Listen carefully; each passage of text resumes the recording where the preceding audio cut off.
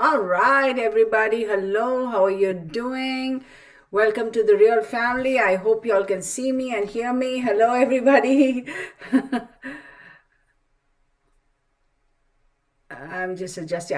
I'm going to look at this camera, but then because the messages are here, I keep getting drawn here. So, hello, everybody. I hope all of you are doing well. I am excited to be here today. Let me grab a little container for this.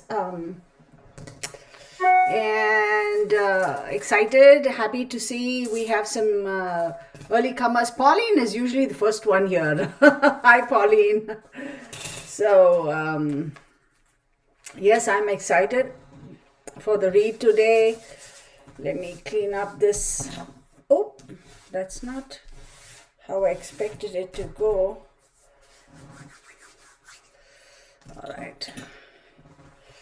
So who else? Julianne, give me 1 second. I just want to do my little process here. So just to show you, I have this little sieve which I actually use it for my work. It's the stuff that you actually buy for your sink in the kitchen. I have two of these, a smaller one and this one. I don't know where the small one is, but it's actually been working out just fine for me, and I love it. I absolutely love it, and there we have it. So give me 1 second. I just got a bing over there. I don't know what that is. Who? Wait. Okay. All right, that's beautiful. So I'm excited. I have I've done my meditating. I've done my, what you might call, my usual process. And of course, I asked Bernie to come in, but he was all cozy in his bed and he didn't want to join me. And then after I shut the door, he's like, excuse me, let me in. And I was like, dog, what is wrong with you? And he kind of looks at me like, Mom. What can I say that he is, yeah. So if you hear all the snoring and all that stuff per usual, please excuse. It is my sweet boy. Okay, I'm going to keep this. I don't know. Let's see. Maybe keep this here. I might actually pick up a couple of other cards over here today to read. A couple of other decks. Let me grab those decks, okay? Give me 1 second. I'll be right back. Puka, what you doing, baby? Huh? Are you going to be a good boy? Are you going to be a good boy, bunny baby? Huh? That's not the one I wanted to use. I don't know when I'm ever going to get to fixing this puppy. But I better get to it sometime. Right, Chucky? You can try those two. Which one is this? Oh, well, I don't need that. Oh, that's all the new one is. So, maybe that, okay, one. Okay, which one is this? Of the, well, let's see. All right. So I'm back. I am back. So I am actually quite casually dressed today. I'm wearing my jammies and I got my little thing. And yes, I do have a stain, but where there. I'm like, you know what? I just don't feel like dressing up today, y'all. So I was like, you know what? I mean, I promise I showered and all that stuff, but I don't want to go slap on the makeup and do a costume change and all. I was like, I'm not doing that today, at least not now. So here we go. Let me. So I'm assuming y'all can see me and hear me, right? If so, give me 2 thumbs up. Okay, and Polkaru says, I'm a doggy. What do you expect? Oh, that's funny. All right. So, welcome to the real family. Thank you so much for joining me today. I do appreciate all of you all. Pauline, she's usually the first to comment, and Pauline is usually the first one on the live. Thank you, Pauline. Thank you, Pamela. Thank you, Patty. Thank you, Sherilyn. Marcy Limesnade. Thank you, Julianne. Thank you for joining us. Tammy, hello. Pokaru. That looks new, the username. Hey, honey, if you have been here before and I haven't acknowledged you, I apologize. But if you're new here, thank you for joining us. Welcome to the real family. And this is how we we roll. Okay, we're a good group of people here. So thank you for joining us. I'm sure you're going to enjoy. For some reason my eyes are watering too today. Anyway, so enjoy us here. Aquarius girl, hello. Terry Newcomb, hello. Terry Christine, hello. Cuba Lakeland, hello. Kathleen Cheney, hello. Delvin, hey Delvin. Elizabeth Burks, hello honey. Vivid Dreamer, hello. Roberta Feldman, hello. Kimberly Routledge Blondal, hello. Kimberly, are you new here? She is from Canada. Yay! Thank you for joining us. I appreciate you. Welcome you to the real family. See, I keep looking at this screen. I should look there. Welcome you to the real family and hope you subscribe. And if you are not new here and I haven't acknowledged you until now, I do apologize. Sometimes I kind of miss it. So yes, this is the camera. I'm going to remind myself to look there rather than the computer screen where I have all the, your messages, right? So, wait, I missed somebody else. Lavon Favel. Oh, okay. I think that Lavon thingy is let's see. We're going to get that Lavon out of here because that looks like some humbug. So let's not do that. Then, who do we have? Roberta Scout Inquirer, hello. Candy Garrison Acres, hey Candy. Araceli, hello honey. Texas Patriot in the house, hello. Julie Petty, hey. Tammy Melton, then who else? Aquarius Girl, of course I did. Elena, hey Elena. Who else? Pamela Hewitt, hello. Did I miss anybody's name? I'm sure I did. Starlight, hello. Starlight, are you new, honey? Aquarian 71, hello. Comp 52, hello. Rosalie Hatch, hello. Rosalie Vinny, hello. Vinny, are you new here? I don't know, girl. No, I saw you yesterday. Yeah, I don't know what I'm thinking. Excuse me. So you'll see me and hear me. I get the 2 thumbs up, which is awesome. Polka Roos, Cheek Pinching Granny. Hey, I was like, what? Hello, good to see you. Okay, now we know, right? She's from Kimberly Routledge Blondal is from Winnipeg, Manitoba, Canada. Smiling is contagious. Hey, thank you for joining us, honey.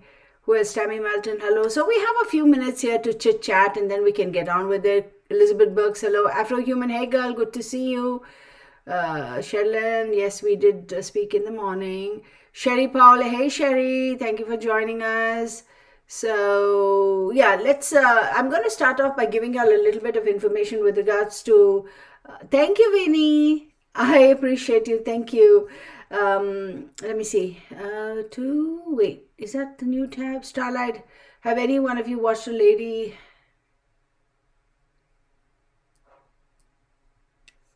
Okay, so the focus of this, so Starlight, just the way just how I work, just as an FYI on a side note is, whenever I do these videos, I focus on the specific case that I have mentioned in the title.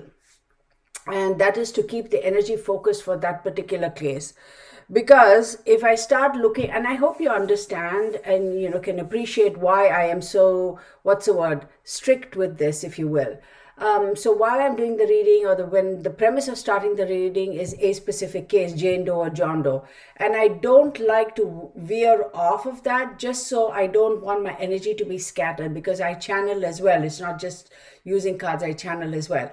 So what happens is in the comment section, of course, I'm not saying you guys are not supposed to comment or chat with each other. That's not what I'm saying. So please don't misunderstand me. When you start talking about other cases and everything, it distracts everybody else and it distracts me too because I can sense that. So I would appreciate it if you would not talk about any other case while I am doing these specific lives for these specific cases. If you have any request, do send me an email. My email is always going to be in the description box. Send me an email, and I would be more than happy to do a specific live for that person or that individual. So, and another thing I don't much condone is people coming on here to promote other channels or to market for other channels. I think that is disrespectful, because I don't go and promote my channel by leaving comments on somebody else's live streams. I don't do that, because we have to respect each and every creator for what he or she does. So that's one thing I'm very, I will, even if I go and watch somebody else's video or a live stream, I never comment. I just don't, because I'm quiet, I watch, and if it makes sense, I continue to watch. If it isn't making any sense, I click out. And I never, leave my little signature there and comment and say, hey, go check out this channel, or go check. I don't do that, because I don't know, that's just me. I know a lot of other channels do it, but that's just me. So let's stay focused, and let's not interject and talk about personal issues here. And again, y'all know the times when we have the live streams where once I'm done with this reading, and how there's a little bit of time where we talk about general stuff, then yes, let's talk about whatever each one is going on. But then again, be careful as to what you post online with regards to your personal life and your personal affairs, because remember, this once this live is over, it gets posted on YouTube. Anybody can go and watch, right? So you be careful how much information you divulge, your personal information. I always watch out for that. If I feel somebody is getting too personal or putting too much of personal information and I catch it, I will tell you, hey, dial it back, be careful, hold back personal information, I will say. But not every minute of every reading I'm staring at the comment section, right? Because I have the cards, I'm doing a reading, I'll be so focused. There are times when I miss it. So just be careful of those things, and let's not talk about our personal issues or whatever that may be. Let's focus on this case. Once I'm done, and we have a little bit of time at the end before we call it a 10-4, then feel free. I hope you all can understand. Please don't feel that I don't care about you. I really do care about you. I just don't want everybody's energies to get scattered. Another thing I'll tell you all is, believe it or not, folks, truly, believe it or not, as a collective, okay, if all of our energies, doesn't matter which part of the world you're in, as a collective, if all of our energies are combined and focused on something, you will be amazed at how strong that it's like a snowball effect, right? So it really helps in readings. Okay, yes, there have been times when I do reading just sitting by myself, and yes, they are just as perfect, but it really, there is a reason why we have live streams, right? So that you all can kind of participate, even though be it through the screen or long distance, but energy is energy. So I hope you all understand. Thank you so much for understanding, though. Oh, okay, I get it, Starlight. I get it, honey. Okay, yeah, okay, I get it. Okay. I'll be more than happy to assist her. Absolutely. So send me an email if you, I don't know if you are one of her subscribers or you just know. I will absolutely look into it. And again, please don't feel that I was bashing you or anything like that. That's not the intention, okay? So please don't feel like that. Absolutely. Let me make a note of her name and your name also.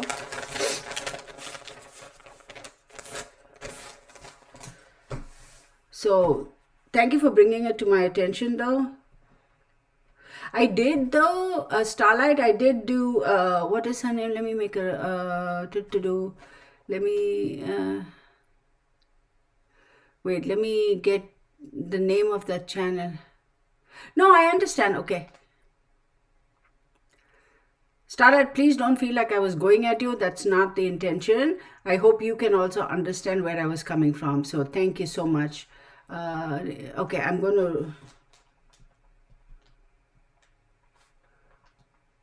I'm writing down the channel's name and I'm going to look it up. Yeah, I will absolutely contact her. Absolutely. I will do that. See, the whole reason for me dedicating, these live streams to missing cases is that, and Starlight, I don't know... Starlight, I don't know if you are aware, sweetheart, but I did a live for Lena. Like it was an impromptu live, like it was I don't know how to say, it was not a full-on live, but I mean, it wasn't a full-on reading, it was an impromptu reading. It's somewhere in my videos, you might want to look into it. Did I even post Texas Patriot? Do you remember if I posted that? Or was it just something I did on the quiet low? I don't even remember.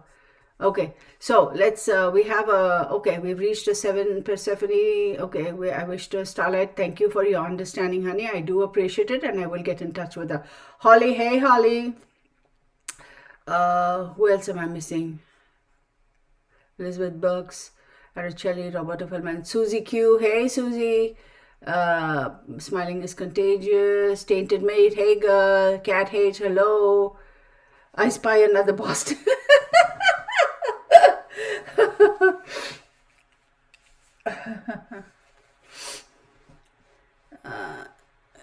Yes, we are going to. Yes, absolutely, Starlight. I will. Okay, cool. Okay, all right. So let's get on. Thank you, everybody, and let's. Carol, hey, Carol.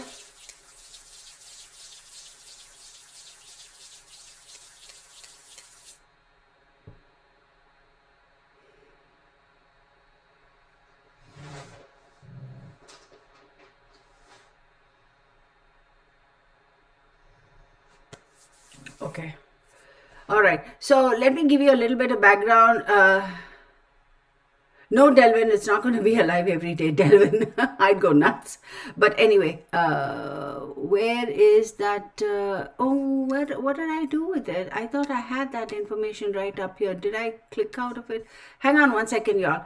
Because no, that's not it. There it is. So I'm going to read from my computer screen. So pardon me, because the premise of doing this is, and I'll tell you, because I came across. Okay, so way back when, I couldn't even tell you when, how many years ago. I've traveled in Canada quite a bit. I love it. It's beautiful. It's a fantastic country. Nova Scotia, Quebec. I love Quebec. Quebec is beautiful. I've been to Alberta for horse shows, etc. So it's beautiful. I love it. People are awesome. My travel experiences there were great. I can't say anything negative. I don't think it's any different from America. I truly feel it's an extension of America. Let's not get into a political argument. This is just how I look at it. Okay, just my opinion. So by the way, disclaimer, this is for entertainment purposes only. These are my observations and my opinions. Please do your own research, do your own due diligence, and form your own opinions. Okay. And I love the people there, just the way they speak. They seem, my observations are, they've been awesome people, right? And I also truly believe at the end of the day, I'm the common denominator, right? No matter where I travel in the world, if I know that I am presenting myself as somebody who has an open mind and who's willing to accept people, because I'm in a foreign land, be respectful. Like if I say travel to Canada, travel to, I don't know, any other country in the world, and I'm not from there, I am going to be respectful of their culture, their systems, their whatever, because I'm a visitor. And visitors will always have to respect the people that you go and visit, right? If you're going into somebody's home, you have to respect the fact that, hey, it is their home, right? So I look at it that way. My experiences have been awesome. I really can't say where I've had a bad experience. Way back when, I want to say way back in the 90s, there was a little bit of a drama. Oh my goodness. And it had nothing to do with me. It was just that person who was there that day at the airport was just like, it was an immigration officer.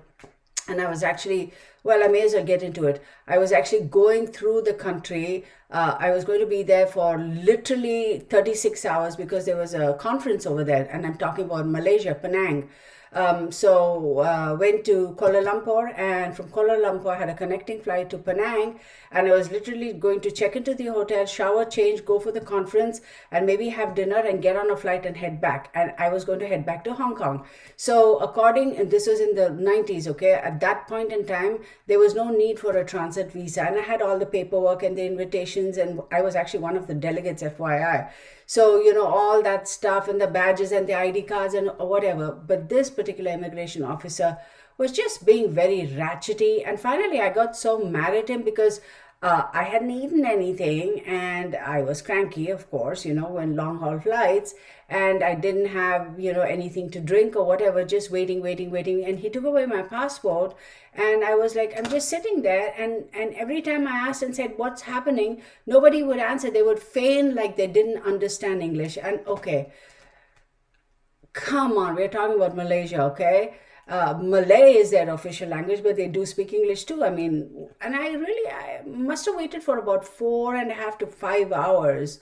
And so I finally got very annoyed. And as I was just about to get up and go to the airlines to say, screw this, put me back on the next flight, I'm out of here, and talking to the people with the conference saying that, hey, this is my situation, I'm held up, I don't know what to do, they've taken my passport, they're not telling me anything, are you sure I don't need a visa, because I don't want to get into trouble. And so finally they sent somebody from their local office in Kuala Lumpur, and this is, by the way, one of the departments of the government, a different agency of the government. They sent him to the airport, and I didn't know that they'd already sent him. And just as I was about to go and talk to these people at the counter, I noticed 2 other people were brought into that room, and same thing with them too. So I was like, okay, this is it, I've had it. So I went up to the airline counter and I told them I just raised a ruckus. I really raised a ruckus. I was a Karen, y'all. I'm telling you, I was a Karen. So I raised my voice and I said, I'm not interested. Fine, I have all my paperwork, everything in order. I mean, what you people are doing is absolutely ridiculous. I said, clearly this officer needs to go read the rules and regulations, or maybe he needs to be retrained. Just put me back on the next flight. I'm okay. I'll go home. I don't care to come into your country. It's okay. No worries. And when I raised my voice like that, immediately within 10-15 minutes, I don't know from where, I don't know what happened, this fool comes out with my passport. He gives me my passport and he says, I'm very sorry for the delay. And they put me on because by then I had missed the connecting flight to Penang. They put me on another flight. It was one of those little jets, I think it is a private aircraft or something. I don't know. They put me on that and they sent me to Penang. And by the way, the flight was very, very short flight, maybe an hour or two or something quite like that. I don't remember, but it was a short haul flight. How the hell? So that was the one time I can say in all my life of traveling so extensively internationally that I had a bad experience, because that person was just being a dick. So besides that, I want to say, talk about Canada. Here I go off on a tangent. So that has been my way back when, having traveled to Canada and all. As I said, my experiences were great. And I was researching to see, and I think in one of my videos a time ago, I had said, there's a lot of talk in America with regards to how, mainstream media seems to focus only on a specific demographic, which is Caucasian, cases where people go missing, and social media and the mainstream media and social media say that the police and mainstream media are not giving enough attention to Indigenous people or minorities and cases where people like that go missing. And in all honesty, y'all, let's face it, it is a fact. Slam dunk, it is a fact. Okay, nobody can deny it. So I had in one of my videos said, I want to start also covering cases of minorities, Native Americans, Hispanics, African Americans, people, Asian people. I want to start covering cases like that too, because my focus is not just one race. I'm not partial. Missing person is a missing person. So I had been thinking a lot about that, and I was researching, and then I came upon this whole drama that's been going on for a couple of decades here in Canada, where this particular highway is called the Highway of Tears, and there have been some weird stuff going on. So let me read. I'm not watching the comments, y'all, so pardon me because I'm on a different screen. I'm going to read this. This is from one of the news thingies briefly, and then we'll move on, okay? So there is a lonely stretch in remote northwestern British Columbia, and we have some Canadians on the live chat. So if I'm saying anything that's incorrect or whatever, please know I'm reading off of a news thingy. And if there's more information to that, please do feel free to add on. Remote northwestern British Columbia, Canada, having British Columbia, Canada having a huge number of unsolved missing and murdered women cases. It spans 450 miles between the small cities of Prince George in the province's interior and Prince Rupert on the Pacific coast. Over the past 40 years, more than 40 women mysteriously disappeared or died from foul play in that area. Most of their circumstances remain unknown. The road is geographically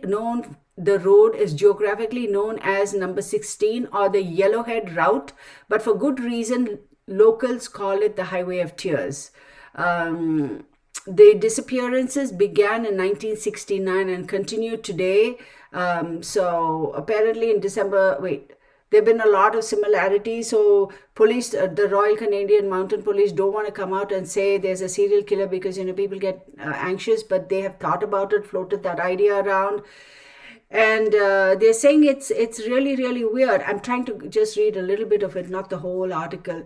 And they're saying that, all of these cases seem to be, the perpetrators seem to be unknown to the victims or strangers.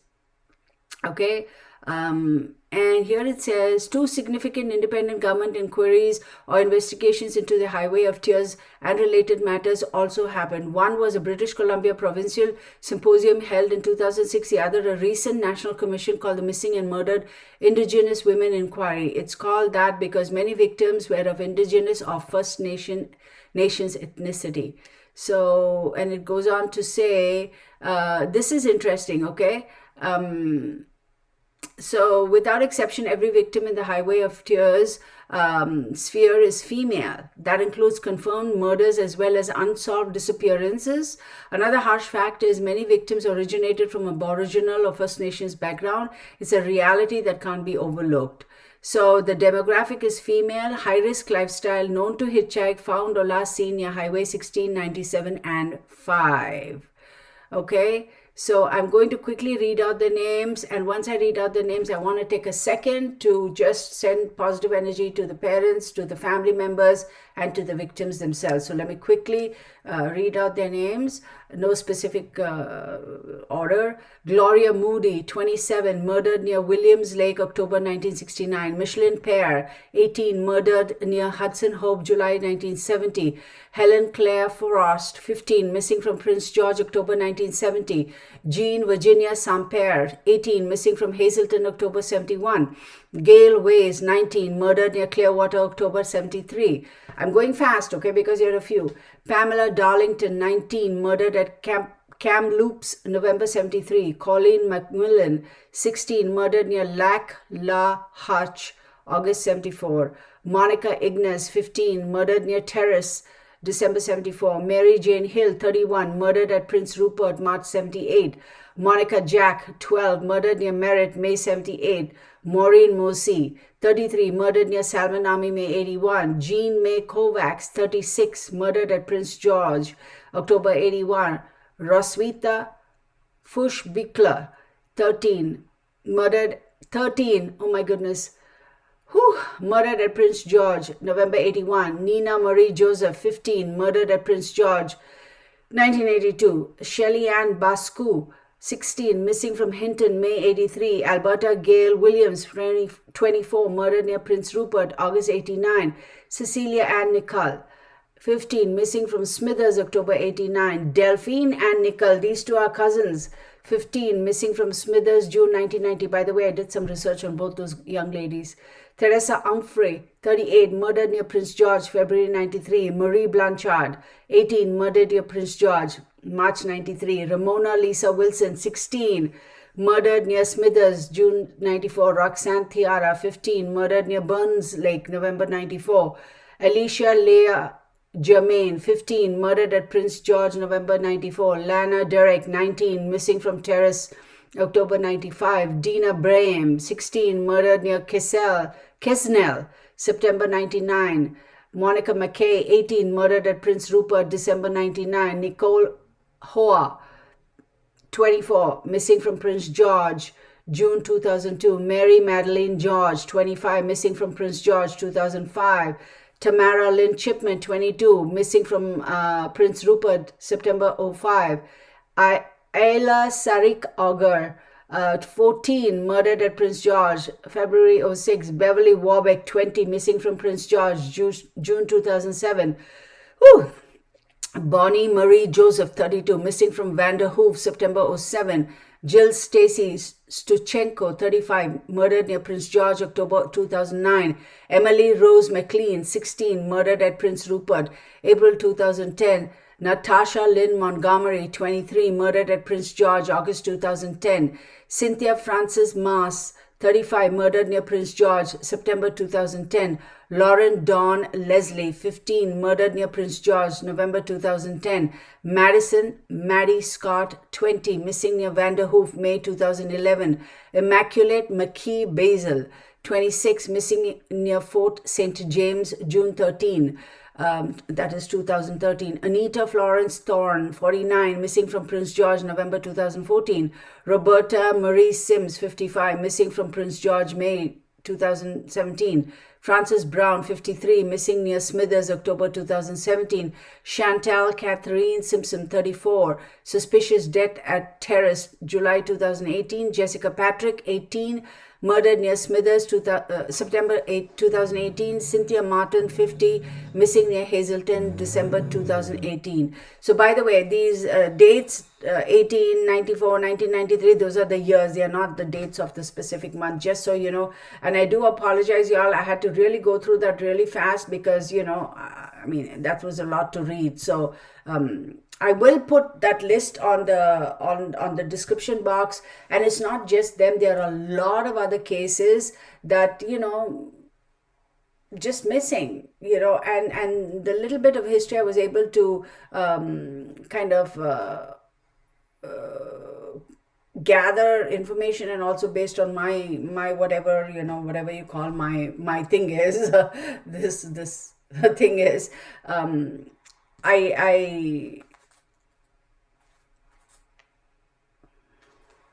I do believe that there are a lot of people. There could also be a lot of foreigners, also people visiting Canada. I feel like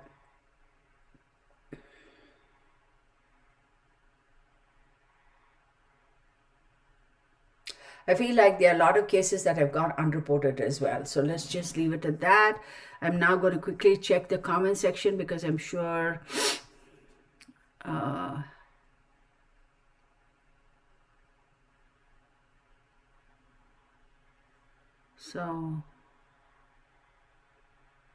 okay, a whole bunch of questions. I don't know. Let me look at this and then we'll get into the reading. Okay. Hey, Crystal, Lady Sapphire. I don't know what.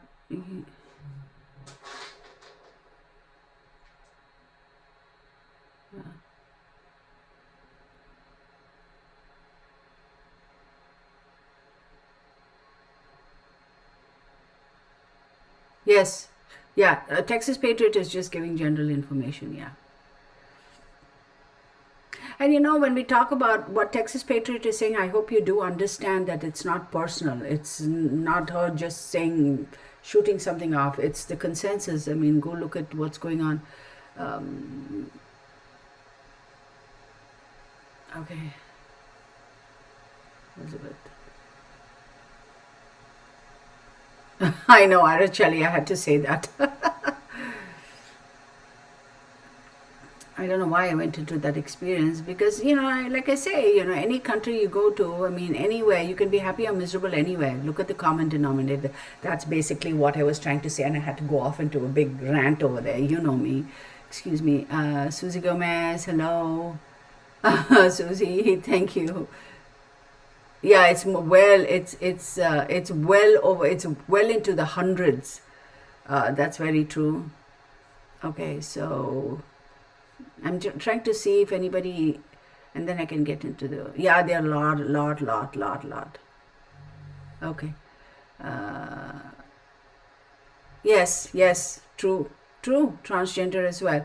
But here, the Highway of Tears, they say, so Mrs. B, hello. Raynona, hello. Tainted Meat, hello. Okay, Verde, hello. Ramona, hello. Rockin' Robin, hey, Rockin', I haven't seen you in a while. Thank you for joining us. Okay, right? So if I haven't acknowledged anybody, please know it's not. Yes, Starlight is that the highway. Like no, it's not that the backpackers only. They say for some reason, I don't know why over there people maybe public transportation is not that popular or whatever, but apparently most of these people end up these young girls, those two cousins, like I said. Imagine one cousin's life is already lost, the other cousin within a short period of time, she also goes and hitchhikes. 15 years, 13 years, how would you let a 13-year-old child go and hitchhike? Tell me how. Like, I don't get it. Yeah. Okay, so let's take a look. I am not going to do a reading on any specific individual. I'm just doing an energy reading for that place and what that is going on. A lot of people have said that it is, native land and this and that and all that stuff. Look, y'all, I'm not an expert in all that. So I'm not going to get into all of that. We'll just leave that be. What am I doing? Where are my cards? They're all hiding here. So I'm just putting these empty boxes away because there we go. Come here, baby. All right, there we go. So I did a little bit of aura cleansing. I did get the candle going, and for some reason I had a weird feeling that I was going to need sage because I felt that this is going to be a little bit heavy. So I got my sage pan over here if there is a need for it, right? It's an iron skillet. If there's a need for it, I'm going to use it. And don't be surprised if you'll see orbs. I already have a feeling it's going to be a little bit heavy energy. So, okay.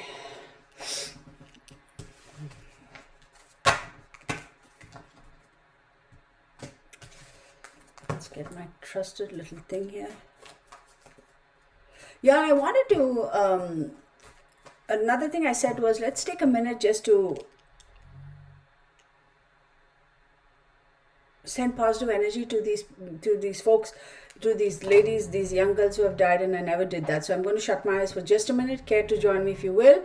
Just sending prayers and helping these souls cross over if they haven't, helping their family and their loved ones deal with it. No matter how many years ago, no matter how many decades ago, it could still be very traumatic. Wishing the family and the loved ones and the victims some peace. I hope they take comfort in knowing that the loved ones who are lost are in a better place.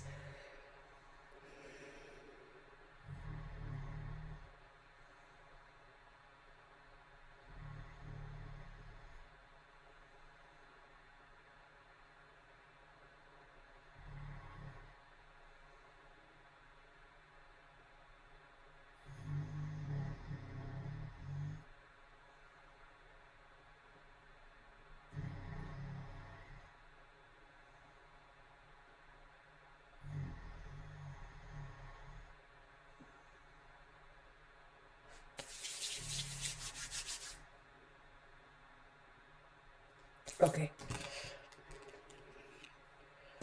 All right. So, oopsie.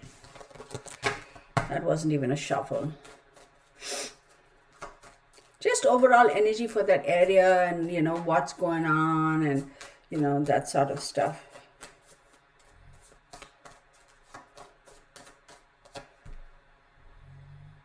So I got Aries. Well, clearly got a war, right? Got a war.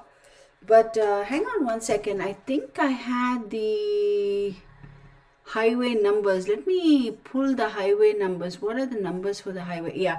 So let's see. Highway 16, 97, and 5, right? Okay. Just wanted to get that. So 16, that's 7, and then we have 16, 9 plus 7 is 16, 6 plus 1 is 5, and then we have 5, so 17, so 10, 17, 7 plus 1 is 8. So that's weird because the 7th house talks about the 5th house. There's a lot of speculation there. 5th house is it says a lot of kids though, but okay, hang on. An 8th house.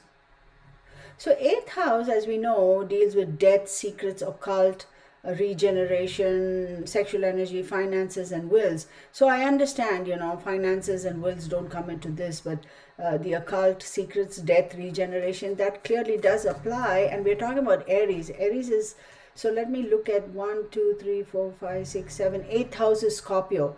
So Scorpio is ruled by Mars, which is also rules Aries, as we know, and Pluto. So think about that. Mars is god of war and action, and Pluto talks about regeneration, rising from the ashes, right? So let's see. Interesting.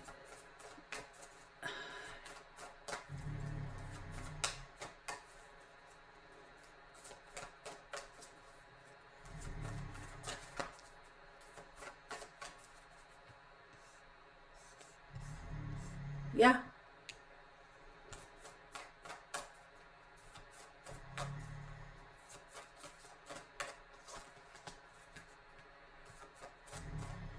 Okay. Whoa. Yeah, I'm getting goose flesh. So, first card out was Mars. Second card out was the Earth. Okay. And Mars again. I mean, Aries, Earth, and the Mars. Okay. So, I'm going to say, I'm getting. Okay. So this is something tied to the land. This is something tied to the earth. There is a very warring Martian energy over there. This is land that is seeped with an energy that is all about conflict. That's all about sacrificing. That's all about taking. It's let's look at Mars. Okay, when you think of Mars, I mean, just think of this guy. Just look at this guy. Doesn't he look like almost tribal even, right? But when you look at him, he's ready to go to war, he's ready to take action, he's not worried about anything. Look at the Aries card, right? And this card, it almost looks like, Mother Earth, she's protecting a womb, right? Doesn't it? So this is my understanding. This is something to do with that stretch of land. I don't know if we have any Native American people in our yeah, you can hear birdies nodding, yeah, in our live chat, and I'm sure they are a lot more knowledgeable about this subject because I'm not. But I feel like this could be a stretch of ancient land that has, I don't want to use the word curse because that seems a little bit harsh, that the energy on that land is something that is not conducive to supporting life of a particular demographic. So, what do I mean by that? They are now, people, before you all start thinking I'm cuckoo or whatever, listen, you're entitled to your opinions, okay? But this is based on what I know, my knowledge, my experience, etc. There are lands, there are bits of lands, okay? Whether we look at a land in the urban area, the city area, in the suburbs, in wherever, there are bits and pieces of land where no matter what you build on it, no matter how many different hands, the property changes hands, nothing is ever successful there. And there are certain properties world over where you can say no matter who's come and lived there, who's gone and cleansed the property, who's gone and did what, there's always some kind of an energy or a portal there that you can never close. So when something is tied so deeply to that bit of earth, that property, that bit of earth, that bit of dirt is claimed by this particular energy, it is best to let it be. But man, as in men and women and human beings, are so greedy because we're all land grabbing, at least most of us, I shouldn't say all. We want to have a piece of land, we want to have a piece of land. Some people may get a little avaricious and they think, this is bah humbug, let me just go buy it, it's cheap, I'm going to buy it. And they get stuck with it. You'll go do any amount of research you want, and if you really dig deep, you will find numerous cases across the world. Well, look within your own country where people have said, I can't for the life of me get that property to sell. I just don't know why. It's a beautiful piece of property. It's exactly in a fantastic neighborhood in that city center that I've dropped the price, but I can't sell it. I just can't sell it. So what I'm trying to say is when something is tied so deeply, when there's blood in the earth, what do I mean by blood? When that energy, right, is so embedded in that piece of earth then that energy needs to be constantly fed. This bit of land, this stretch of land, I guarantee at some point in time there has been some native activity over there, or that land could be, I know they say it's cursed. Some people say it is cursed. Native land could be cursed or whatever. However you want to look at it and approach. So to begin with, I'm not saying that all of these people have vanished because of that energy there. Here's the thing. So if the land to begin with has a particular energy around it, automatically it attracts life to come through there, so that it is easy for it to overcome, to kill, to absorb, to whatever. So naturally you will find people, for whatever reason, tend to gravitate over there or go there for particular reasons or for whatever it is. And while they are on the stretch of land is when these things usually end up happening. So many times, it's been brought to my attention a few cases that there was no reason why that person had to take that route. But for some reason, they just decided to go on that route because they were curious to see what it was all about. And sure enough, that individual is missing. Actually, it is pertaining to this stretch of land too.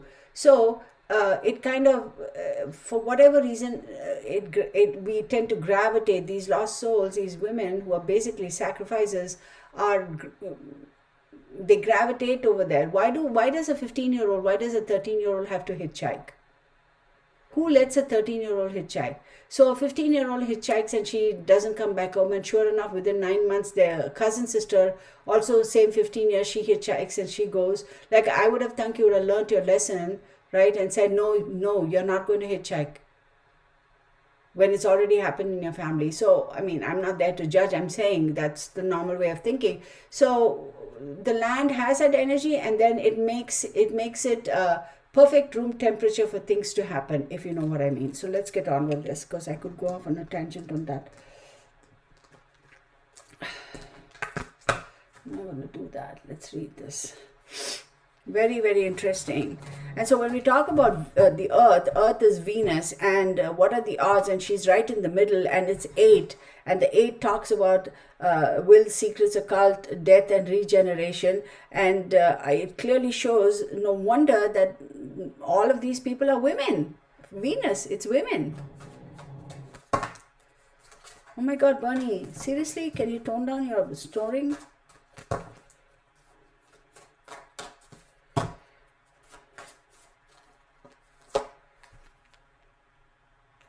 So the Sun card, interesting.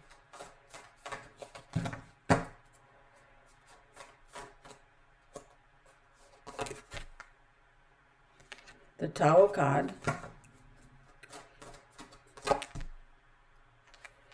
And we have the Temperance. So let's take a look at it. So when we do talk about the Sun card, right? The Sun card, as we know, rules Leo, okay?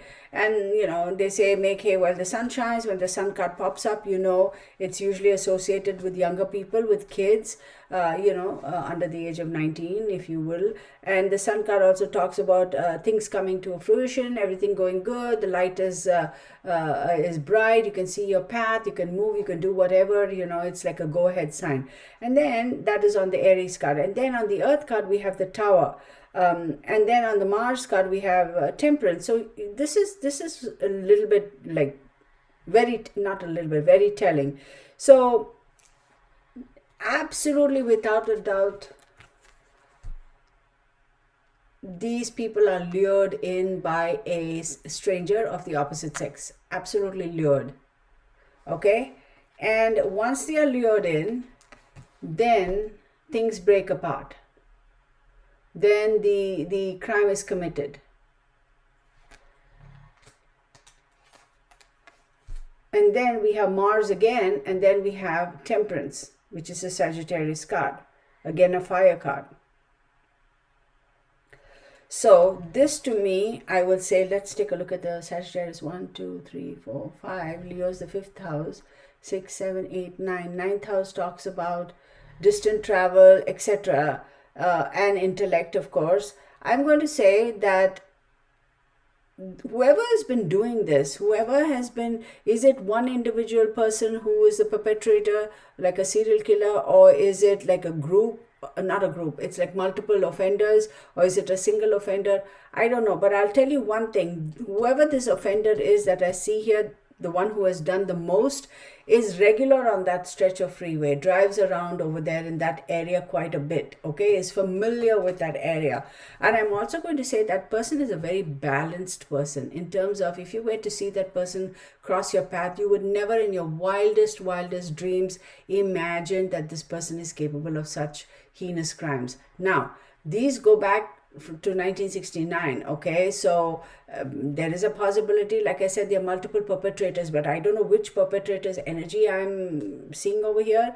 This one individual, I don't have a name. The name will come or not, I don't know, we'll see.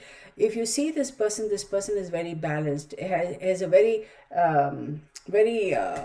calm temperament around that individual, which is why these women feel comfortable and confident that, oh, I'm going to be safe.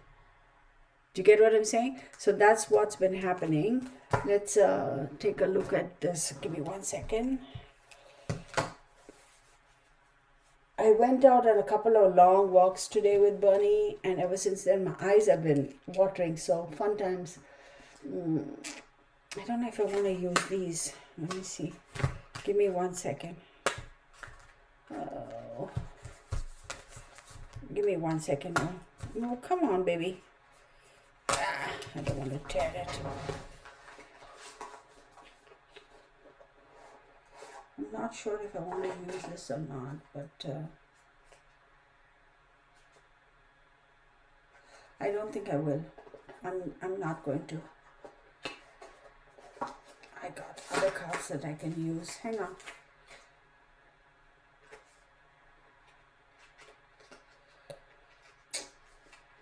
Really? Oh my goodness. Not today. There we go. Okay.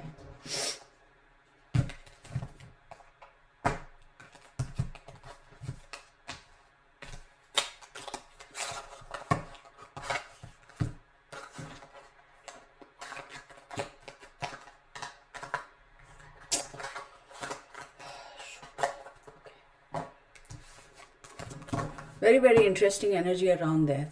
I'm also going to say, y'all, that there seems to be a very, and again I have to go back and look at that sheet of paper. Let's take a look as we see. I wouldn't be surprised if a lot of this happened around the Martian, Aries, Leo, or Sagittarius season. So let's take a look. November, December, March, November, August. Yeah, there are a few Augusts here. Yeah, August. Then let's see, March, November, August, December, April, August, November, oh my goodness, December. So a lot of these cases are, I see November, March, April, August, December, which if you look at it, of course we don't have the exact dates, but if you look at it, that's you typically going to be Aries, Leo, or Sagittarius season. Surprise, surprise, right? So no wonder those cards have popped up over here. Let's very interesting. I'm not focusing on this. Yeah, I don't think it's just one person. I think it's a multiple of people, not a group. What I mean is multiple perpetrators.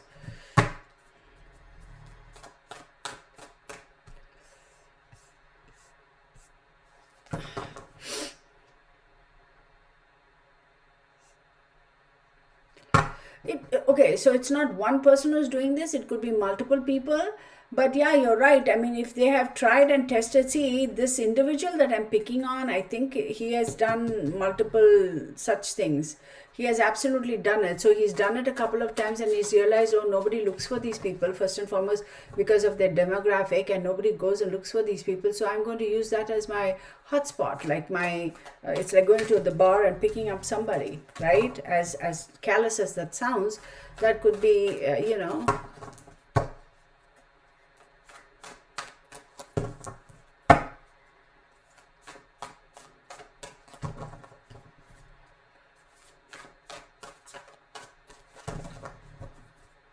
I thought about that, it being a law enforcement officer, but we'll see.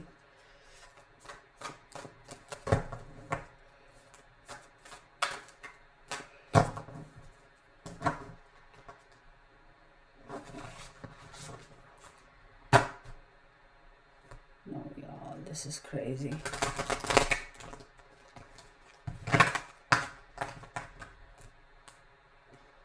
Yeah, a lot of people are saying law enforcement officers. Okay, show me what I need to see. There are specific cards that will come out if it is law enforcement who are the perpetrators.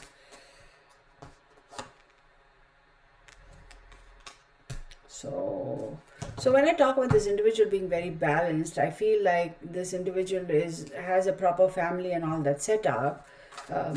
So I feel if this particular energy is coming through, then this is possibly the one who has committed quite a few of these crimes. So he has like I said, comes across as being very balanced, very calm, very has a family and comfortable and all that sort of stuff. The World card. Okay, so this to me tells me that this individual, absolutely without a doubt, has been successful, has the ability to portray that image of I have it all, I have the success. Oh no, I really no, that kind has that kind of an aura. But this also talks about spiritual rebirth. So when we talk about that many souls being lost over there, there is some sort of a thing going on over there, the energy around that place, where it's almost like a spiritual sacrifice. And if those sacrifices are made, then the spiritual rebirth can go on, that type of thing. It's the weirdest thing. I don't know if you'll understand, but some of you I feel can know what I'm talking about.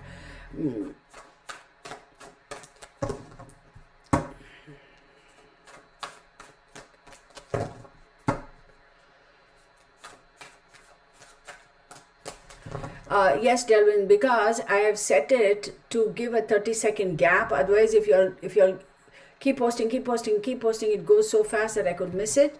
So I've set it to 30-second gap. So you have to wait for 30 seconds before your comment will post again.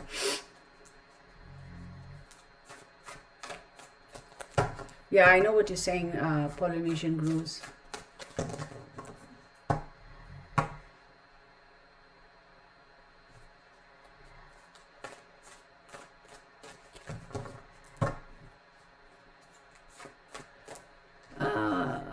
No, it's not Luciferan.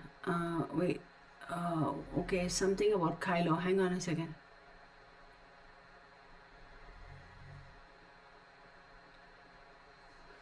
Yeah, I could possibly be picking up, like I said, for some. Really? We have these individuals. Who are these fools? Get out of here.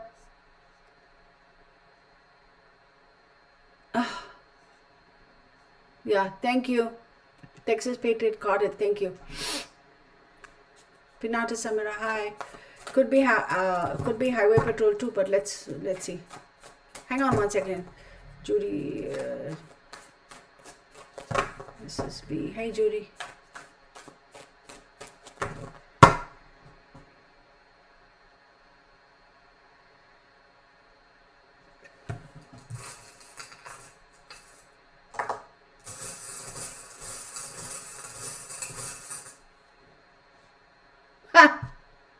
I'll show you. Hang on.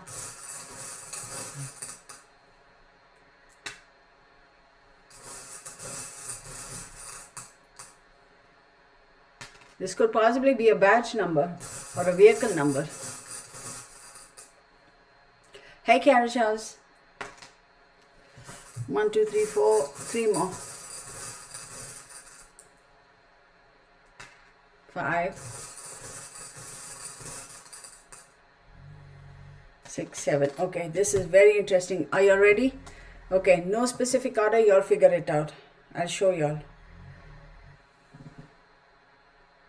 T,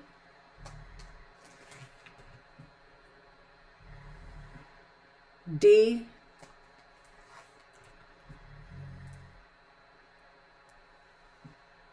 L,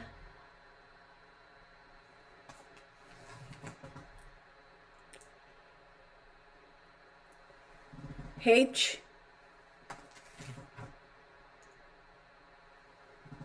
A 6 2. Okay, I'm going to write it down too. So THALD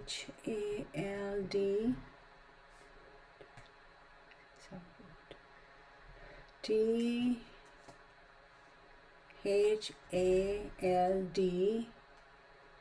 62. So 1, 2, 3, 4, 5, 6, 7. So I have a feeling that this individual, okay, this could be a license plate, or this could be a badge number or a car number. So first thing out of was H, highway, right? So T as in Tom, H as in Harry, A as in Alpha, L as in Larry, D as in Daddy, 62. I think this person is 62 years old. I'm going to go with that.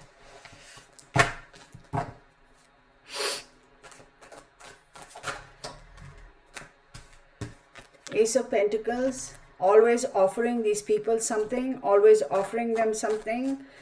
Look at this card, look at the symbolism of this card. I don't want to, so it's almost like a passage is to going through that little thing, right? I feel there is also a magnetic field over there. I think it's like once they cross that stretch, that's when the action happens. I'm sorry I'm using the word action, but I feel like it's not the moment he picks them up within the first half an hour or 45 minutes. No, it's like there's a particular stretch. And I don't know, y'all, I don't know, I don't recollect if I've gone on those highways. I don't remember, and I couldn't tell you. But what I'm sensing, what I'm feeling is, for whatever reason, there are some spots. It's like a hot spot. When you drive through there, you can almost feel like a resistance in your vehicle. And usually people think that, oh, it's just the wind or something like that, and they kind of say, oh, it must be the wind or whatever, but it isn't. You can actually feel, because you're driving, right? If you really pay attention and if you're really finely tuned and intuitive, you can sense that you feel like a resistance as you're driving. You're not going to be able to smoothly drive through. A little bit of resistance. It's the weirdest thing. That's what I'm sensing, and that's what I'm seeing. I don't know what. So those passageways that we see, right? It's all, yeah, offering them a lift to go somewhere. So if once they cross that little passageway, or that little, do I want to call it a blip or a little break in the magnetic field? Or no, I don't think it makes any sense to y'all, right? So when I talk about magnetic field, what I'm sensing is literally like a horseshoe, and it's like that. Can we call it a portal? I suppose. And then you see some resistance, and you just keep going.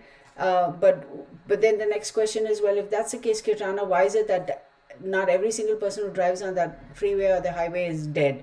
Yeah, that's true. Not everybody is, because look at the demographic, correct?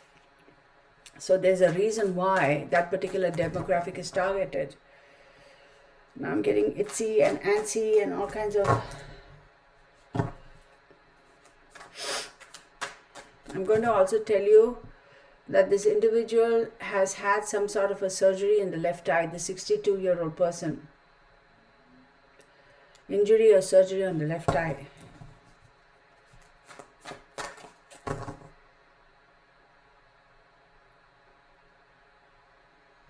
I don't know why I'm getting the name Dalton, Dalton. I don't know who Dalton is.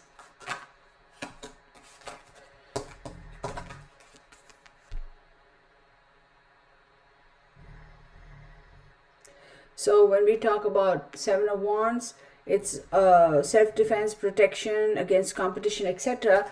But see, when I did the numbers for Highway 16, 97 and 5, 7 popped up. So I think more than any of those, it's on the 7 that you have a lot of this going on. So the 7, I think, is the one that you got to be super, super careful and defensive right off the bat. There's something around there that's like very, very strong. Let's see.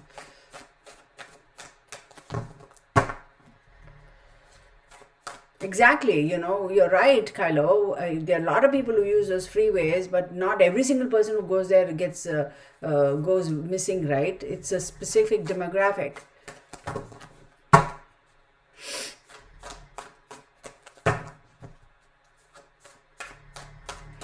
One eye open.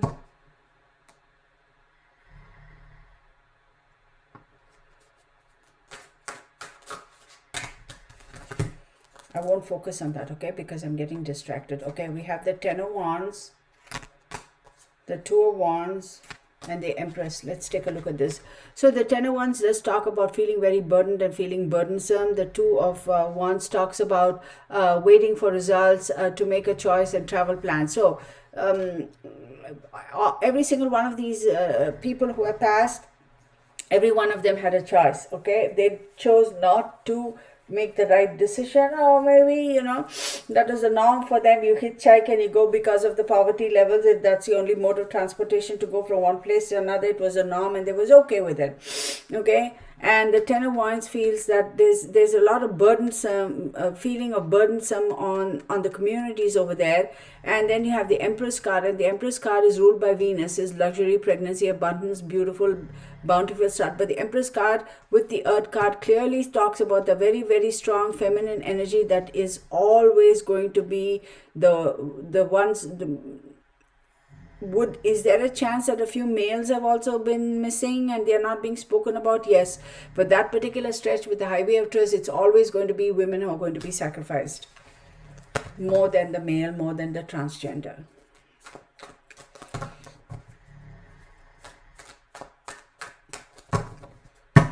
So this individual, I also feel like this, whoever this Dalton or the 62-year-old person is, feels very burdened, but can't stop, cannot stop. The Moon card and the Ten of Cups. So the Moon card again, talks about, well, listen, here we go. The Moon card does talk about emotions, does talk about a lot of things hidden, does talk about a lot of things which are in the shadows, which will never come to light. It will never come to light. And the Ten of Cups, it's so overly, unimaginably, emotionally draining and emotionally shocking. If the truth were to ever come out, it will not, because people cannot wrap their minds around the reality of what's going on in that area. So they just don't, they just cannot. But for whatever reason, I'm also going to say over here, come out and say this, that whoever the government agencies are who are responsible for that, there's a reason why they're not setting up cameras, etc. Okay, there's something going on there that they are going to be hindered. They are not going to do it. I'm surprised they haven't done it as yet. I don't know that they have done any. But another weirdest thing is, in this day and age of technology, satellites, you have those little, what do I call them? The flying monsters. Again, I forgot what they're called. Those little remote control little helicopters. What are they called, y'all? Oh my goodness. Shoot, I don't know why I can never remember that name. They are why they don't use that to do random searches or random monitoring. Why don't they do that? I mean, look at Google Earth. You go on Google Earth and you take random pictures. You can actually see real time whose car is parked there, etc., etc. How come they don't do that? Why?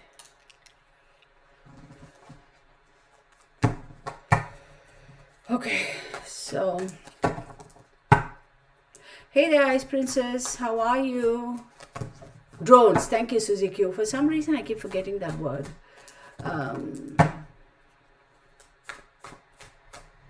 Hi, Carol Little. Yes, drones, honey. I keep forgetting that.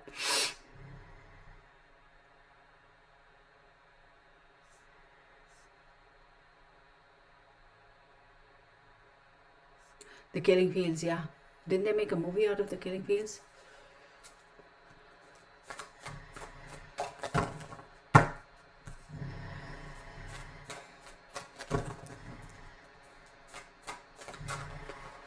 Drones, yes. Map dowsing, yeah. I can do that. But I don't have the map right now. I can do that sometime on my own, and maybe...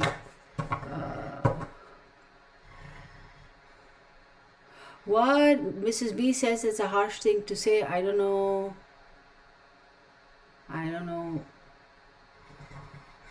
What you're talking about, Mrs. B.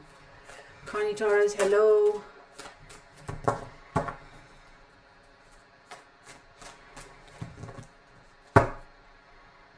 I know what's going on. Drone. I don't know what's going on. Mrs. B, something, what's that? That's a harsh thing to say. I don't know what that is. What, like, did I say something harsh or what? I'm confused.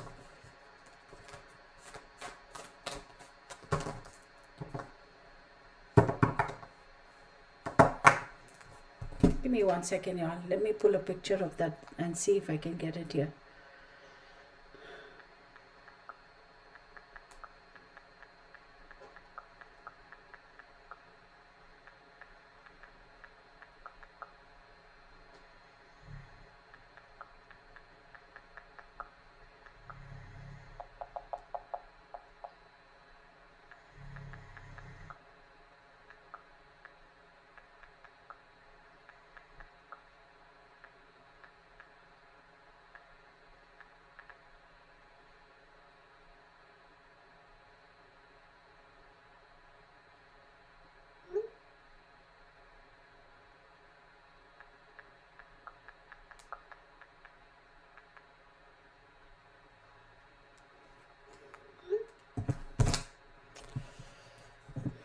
I don't know if you all could see what I was doing, but it's okay.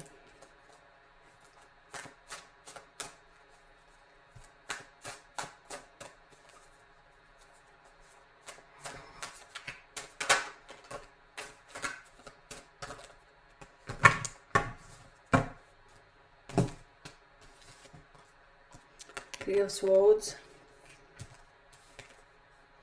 Ace of Swords.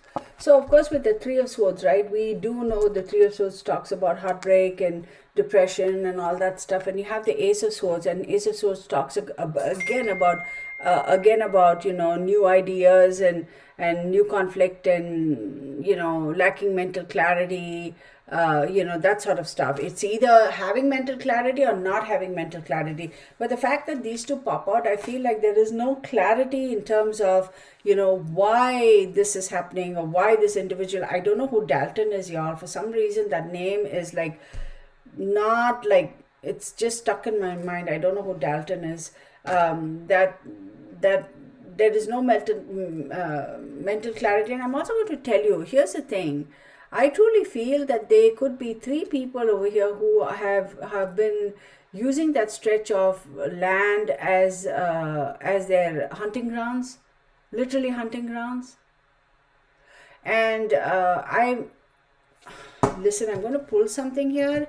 If I see a dagger or a knife,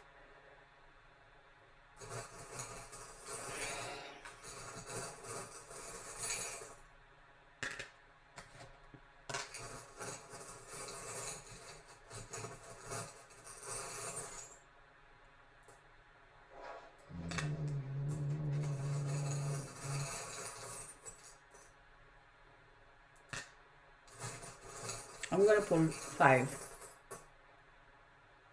Oh my goodness, y'all. I have no idea why this is popping up the way it does. Okay.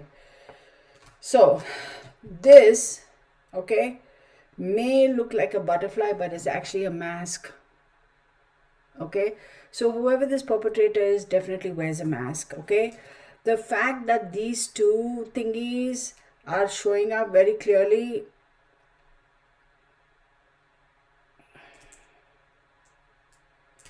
Where is my little, okay. These two hearts are showing up. It is a pretense of understanding. Hang on, can you see? There you go, there's one. And there's the other. It's a pretense of showing like he cares for these women. He genuinely understands what they're going through. And the fact that they are a minority, the fact that they are of a different demographic.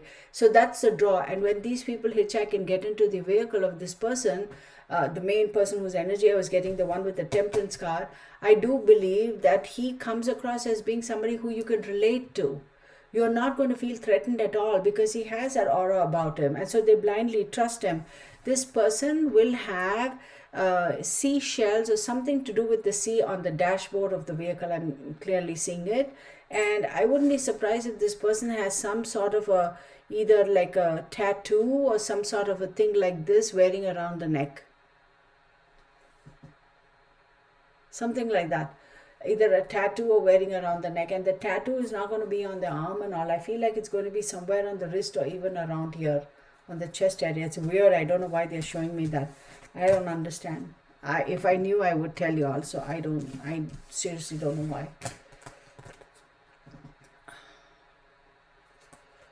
Okay, let's get on with this.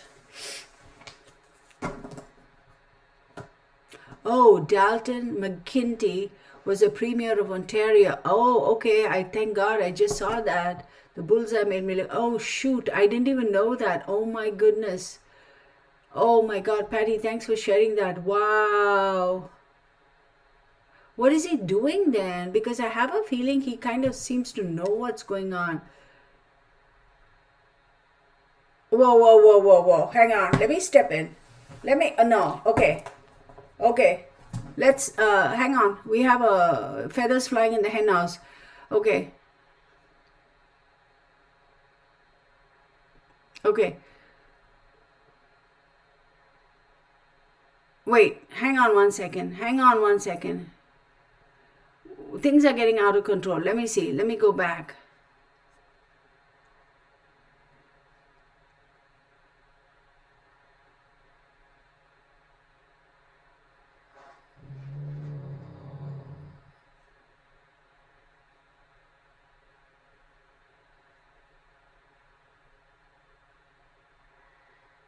Hang on one second. I'm seeing something going on here that I'm not too happy about.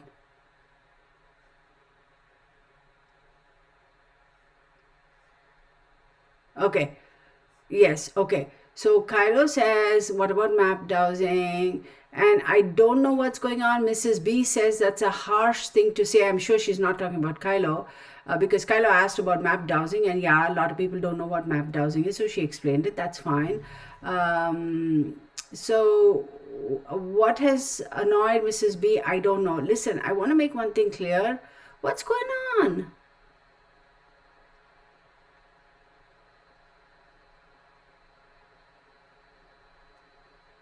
Yeah, you're right, Arachali. I see that. I see your comment, and yeah, you're right. I mean, not everybody who offers a ride is a killer, right? So we know that. Ramona Boris, which is truly us. Wait.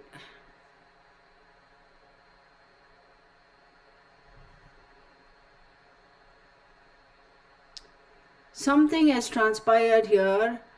Something has transpired here, and I'm not finding the root cause of that. And that's. I don't know who is creating issues over here, because if I find it, I'm going to put a little timeout.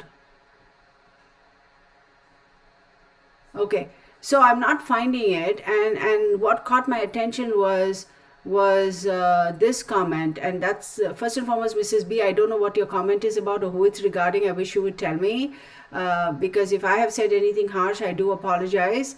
Then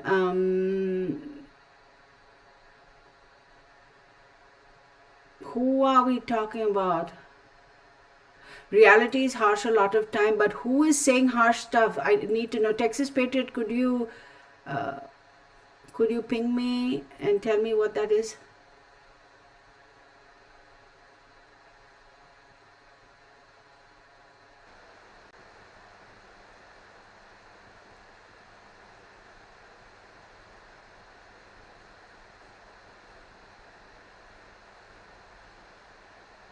Okay, pollination grooves, that is absolutely inappropriate. I'm going to call it. I see it. So, no, she says, because, yes, every ethnicity needs to be paid. I'm not, okay.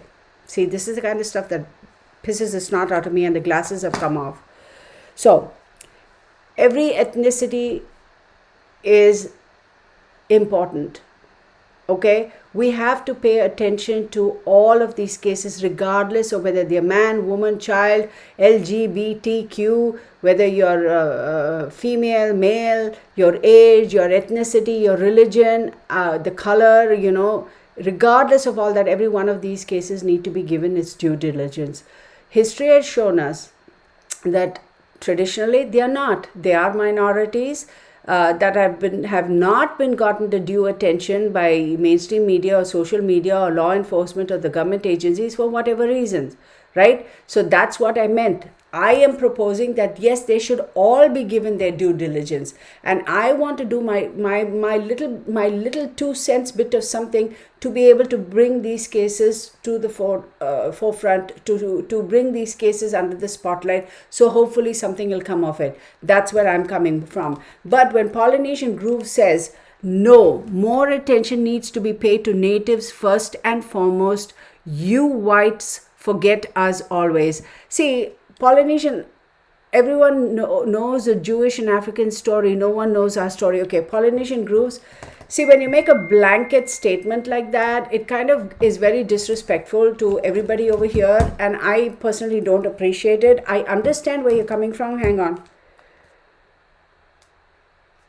Okay, I understand where you're coming from, and I understand the frustration, and I understand what you're trying to say. But when you come out here and make these blanket statements, it's almost accusatory, and I don't appreciate that. Because let's face it, none of these individuals here in my subscriber group, none of the real family members are racially biased, not per my observation. We are all entitled to our opinions. We are all entitled to our opinions. The difference lies in how we express our opinions in an open forum like this. That's the difference. We can have our own. We did this like this, we like that, that's happening, this is happening, all that's fine. But how do we express our opinions? Like I say, not everything needs to be attacked with a dagger, right? You can resolve our differences, we can make our opinions known, and let's all agree to disagree. There's no harm done in each and every one of us having our own opinions. But when you come out and say, you whites, that kind of starts leaning into a little bit of a scrappy sort of an environment, and I don't want that on my channel, and I will not accept it, and I will not tolerate it, and I will not in any way, shape or form support that. So I highly recommend that you retract that statement, and I expect you to please apologize to me for saying something like that so volatile on my channel. That's the kind of stuff that's going to cause a lot of issues for a lot of people. I don't want that. See, this platform I'm using, you guys know. Look at me, for example. Heck, why is it that I, for the longest time, refuse to answer the question as to what is your ethnicity, where are you from? Because it truly doesn't flippin' matter. We're all human beings. It doesn't matter. If I were to cut my wrist right now, you will see red blood as if anybody else's. It doesn't matter what our ethnicity is. It shouldn't matter what my background is. It shouldn't matter which country I was born and raised in or where am I. Somebody asked, are you a citizen of this country? I'm like, shut your mouth. It's none of your business. Are you going to next ask me what my blood group is or whether I pay my taxes? FYI, I do pay my taxes. So, it shouldn't matter. This platform, I want it to be a safe area where we can focus on what truly is required to be focused on, without getting our knickers in a twist, without having feathers fly, without offending anybody's sensibilities. Okay, yes, we are entitled to our opinions. Yes, absolutely, you could make your opinions known, but there is a certain way of presenting that without saying, blanketing and saying, you whites. Please don't do that. Now, let me also state, I am not condoning that in any way, shape or form, and I'm not, by not condoning that, that's not to say that I'm supporting whites or I'm supporting this minority or I'm supporting that minority. I am supporting this and only this, that due diligence, justice be done to each and every one of these cases, regardless of who it is, where it is, and where this individual is from. I am working towards that in my own little way. You may think it's insignificant. That's fine by me. So for me, none of that matters. What color are you from? Which country is it from? Your minority, your ethnicity, it doesn't matter. Yes, if you go back and look at the political history of this country, there is a faction of society that says that this land truly belongs to the Native Americans. And yes, a lot of people say this land, California, belongs to Mexico. See, we don't want to talk about politics now.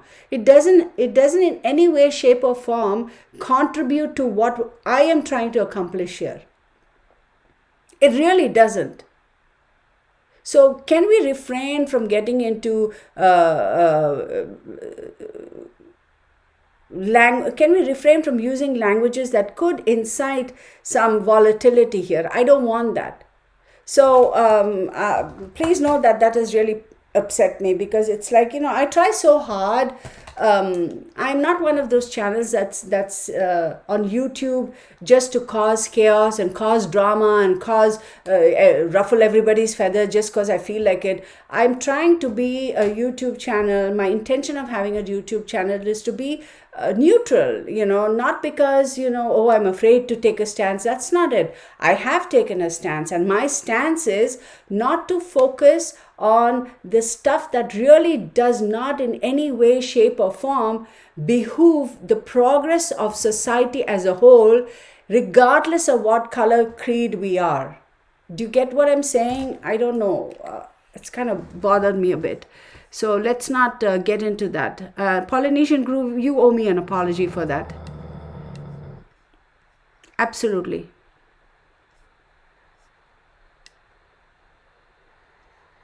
Doesn't matter, y'all. Doesn't matter. That kind of bothers me.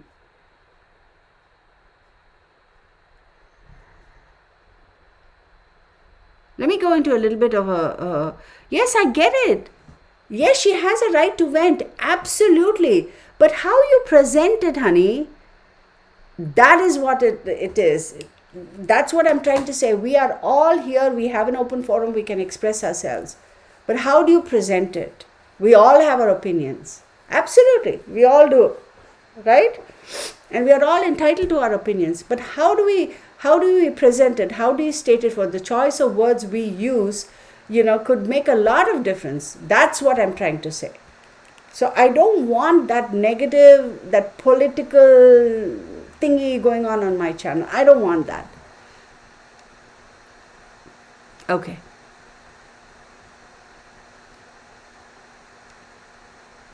Absolutely. Yes, Delvin, I agree. Leslie, that's fine. I see your comment.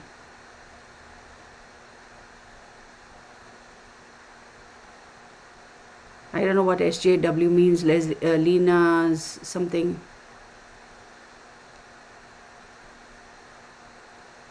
Yeah, at the end of the word, end of the day, man, we're all human beings here. We all have our own struggles, so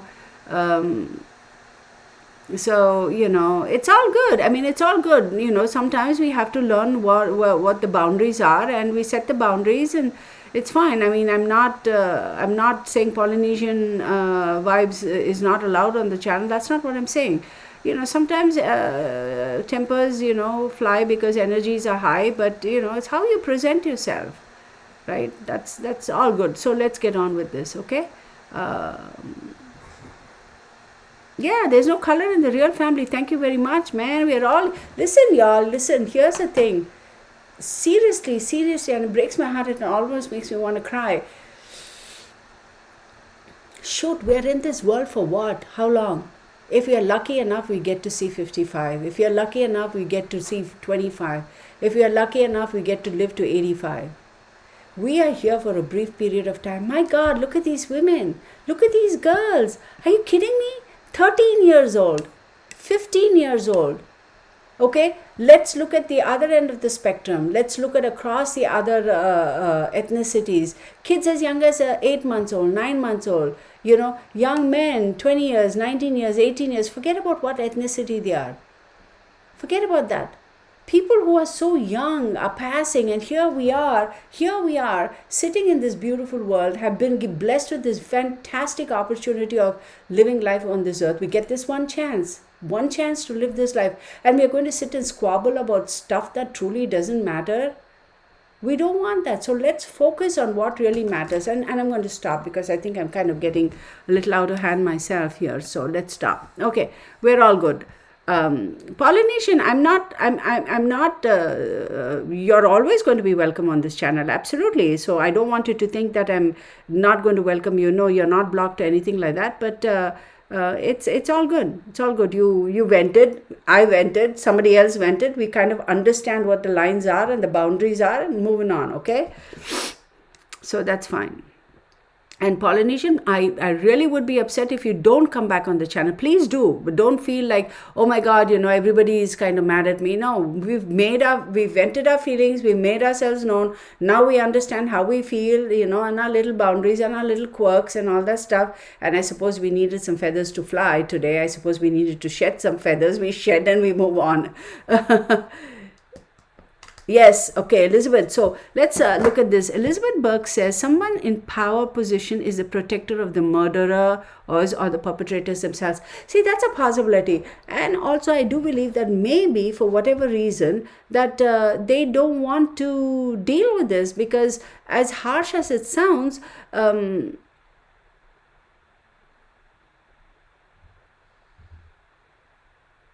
so as harsh as it sounds, I feel like it's the saddest thing which we have noticed happen all over the world. It's like certain demographics are almost disposable, so they will not focus on it. And I'm talking about the political side of it, right? The higher ups, the politicians, they don't want to deal with a lot of these cases because they feel that certain demographics don't matter. And that's the sad part. So maybe those politicians are actually not wanting to deal with it because they're like, they're disposable. We don't care. Because if they truly want to, I mean, come on, with technology and, Canada is not a country which is in financial deficit that they cannot set aside funds and teams and technology to be able to figure out what's going on. They can. Why aren't they doing it? Okay. So,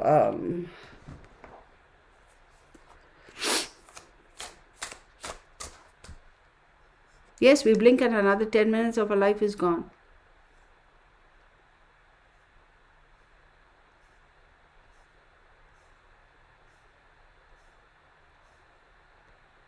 Texas Ma.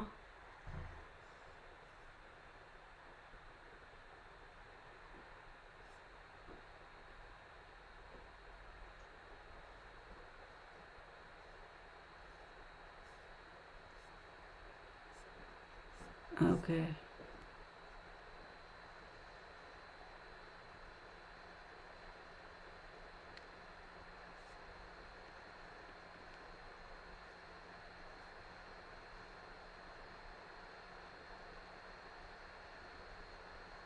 Yes, we talk about it and we move on. Sheldon Schaffner is right. This is how people work things out as responsible adults. We have a disagreement, we talk about it, moving on. Life goes on. Let's not stress too much about it.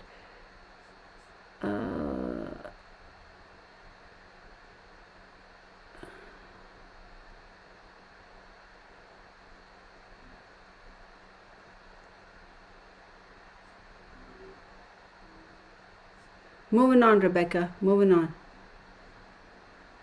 Yes, Rebecca, we know. Moving on. We moved past that. Please, y'all, let's I don't want any. See, this is another thing. Some of us are a little bit more hurt than others, and yeah, we're I understand that, and some of us kind of understand it, some of us don't want to, and that's fine.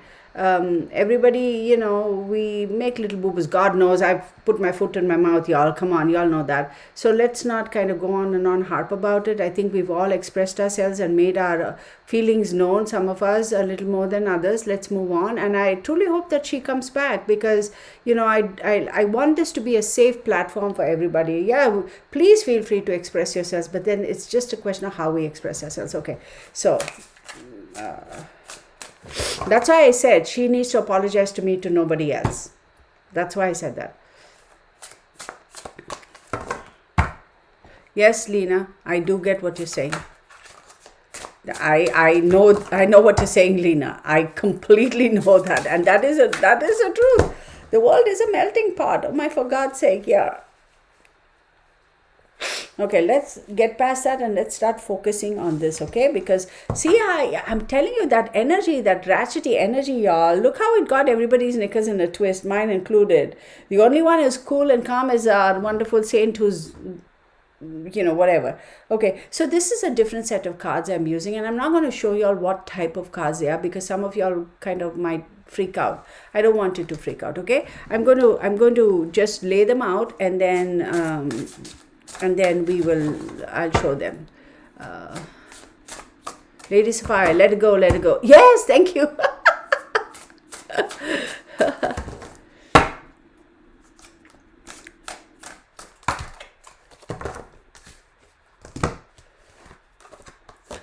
Lena Statter, she goes, yes, I'm correct. Okay, so what do I see? Back here, let's focus on this, all right? So I have prejudice and I have submission to a higher order and ego and hate. So let's talk about this for a second. I'm just going to show you all the back of this card. I'm not ready to reveal this. Morgan Burdick, thank you, Morgan. Okay. These are very advanced cards, y'all. It's not playing cards. Please do not. I will tell you. And of course, the moment I say please do not, everybody is going to say, I want that deck. This is not the type of deck that one would fool around with. The energies with this deck is, you need to know what you're doing. Okay. So we have prejudice, okay, and then we have submission to a higher order, and then we have ego and hate. So with prejudice also comes, desire for knowledge. With submission to a higher order comes rebellion. Ego and hate comes along with grandeur. Now, how does this make any sense at all with regards to the craze?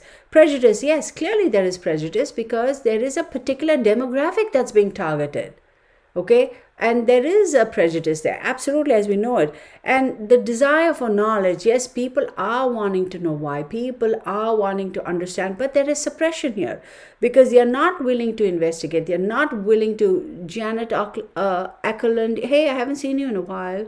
I think it's time for the Vikings to come back. That is the funniest thing, yes. Oh my God, that's funny. Okay, so and then we have submission to a higher order and rebellion. Look, here's the thing. I do believe that there is some drama going on with the politics of that place. And somebody else, I was talking about Dalton or whatever, and somebody said he was the mayor or the chief or whoever of that particular region, Ontario. There is a possibility that there is a whole bunch of investigation and files maintained.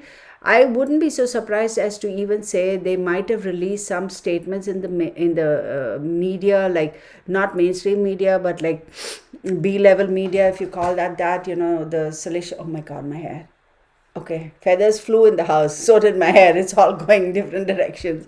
They might have released purposefully information in, they talk about those magazines, right, that really nobody reads, but everybody wants to read, saying that, oh, UFOs and this and that. They would have done all of that just to distract attention.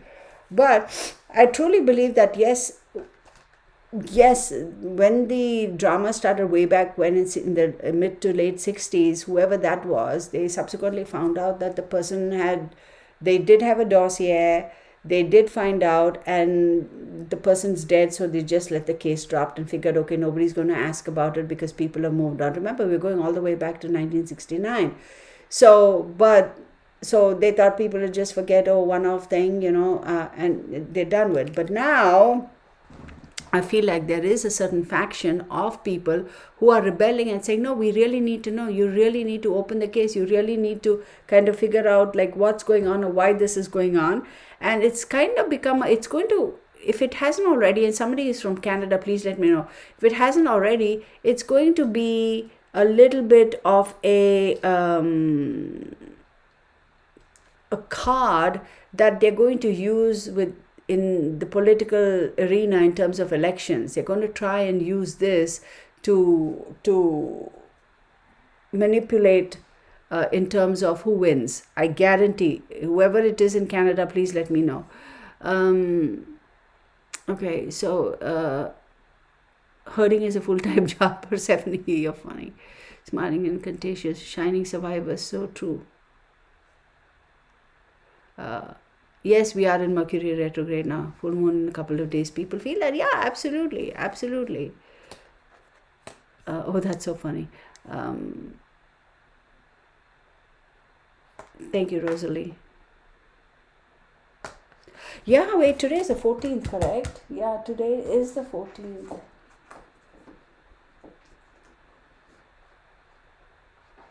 Is this my sheet of paper?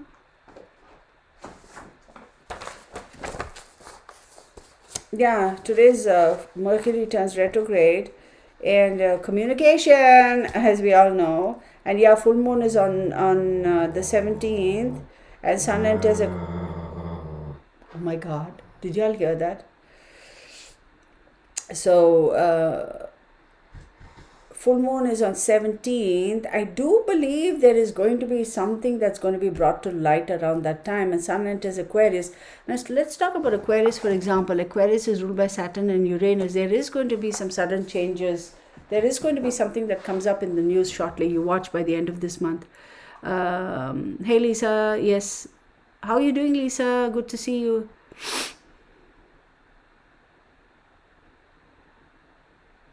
It has still continued, but kind of simmered down a little bit. 2018, there were a couple of cases. 2018, 2017, 2014. I'm hoping somebody comes through, but I'm not picking up on that energy as yet, except that temperance card. Oh yeah, Bernie's having a good sleep.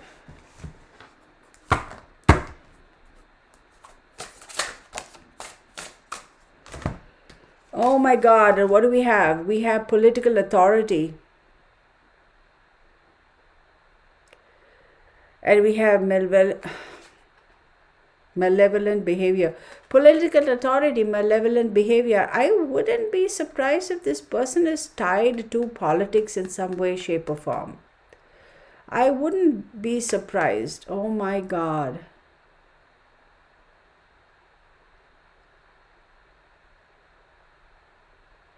See, I want to show this card, but there's a lot about this card that I should not be. No, I'm not going to show it up.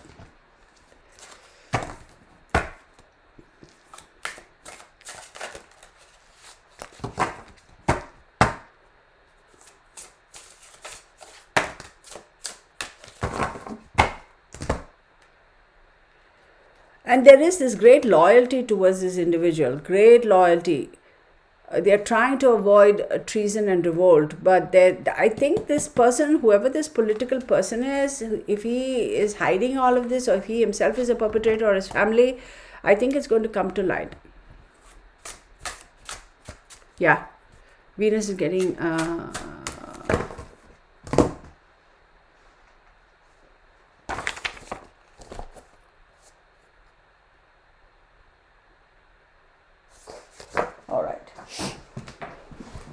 Okay, Kelly B, let's dial it back a little bit on all that astrology, because it'll get too confusing. I'm just doing tarot here, so dial it back. Yeah, smiling is contagious, because this particular stretch, this highway of tears, it's women.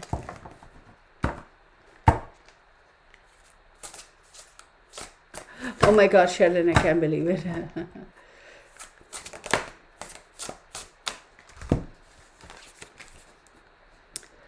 So, and then we have folly. Yeah, there's going to be a slip up as far as whoever this political individual is. There is going to be a slip up. And, they're trying to put up a front, perception of unity. They're trying to put up a front from trying to say that, that's not it. We're overreacting. And Sheldon Schaffner says, is this person a native? I don't know. I'll have to ask. Anna Bolon, hello.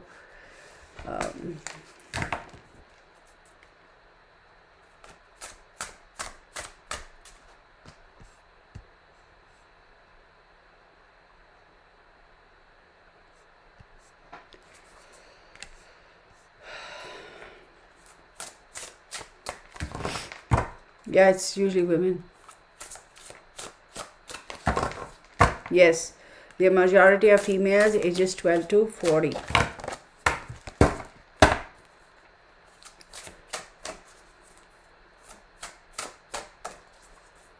See, there's some political agenda behind this. There is.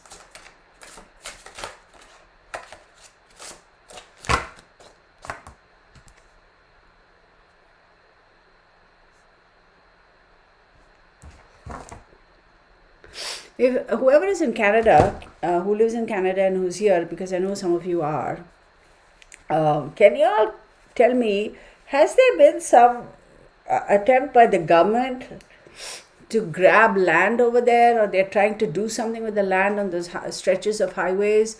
I want to say Highway 16, Highway 97 and 5.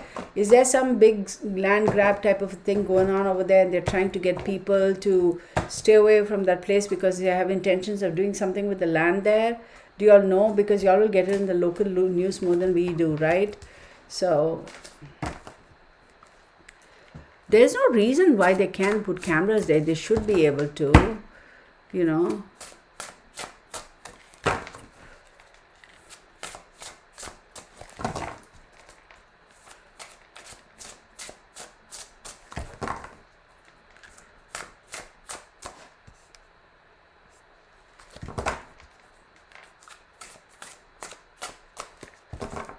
Robin, oh yeah, nothing's crazy. I mean, that's a possibility too. Who knows? So we have unrestrained living, and we have neglecting duties too. It's so.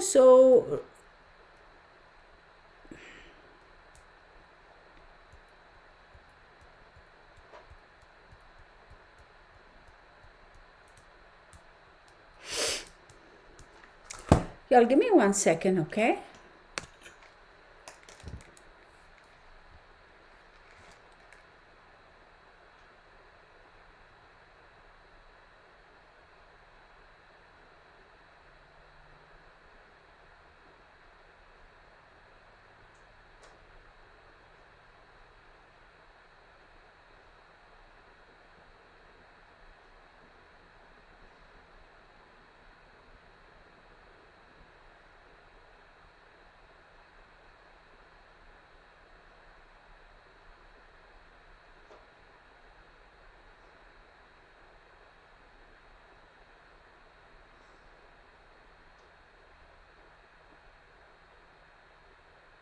Thank you.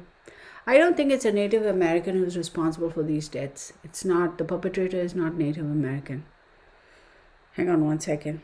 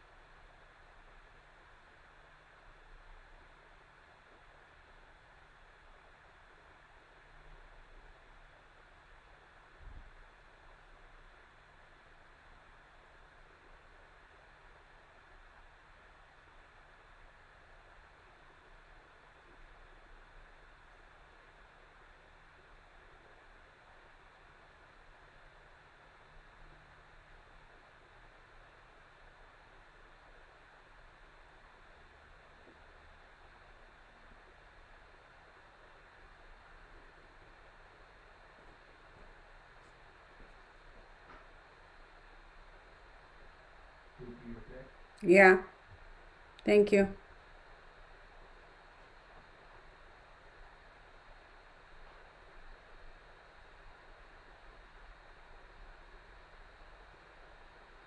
Okay, thank you.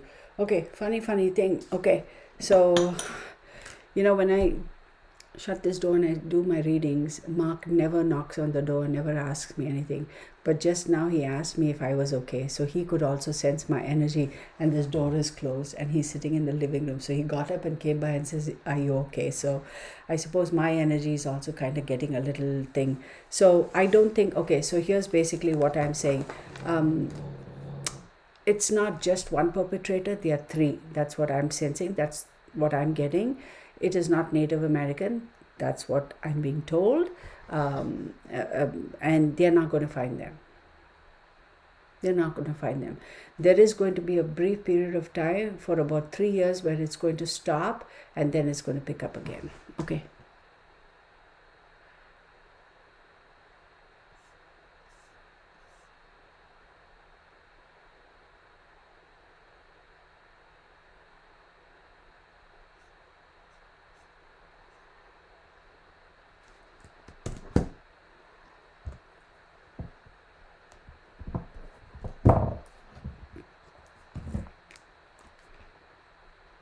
That's true what you're saying. Hang on, honey. Give me 1 second.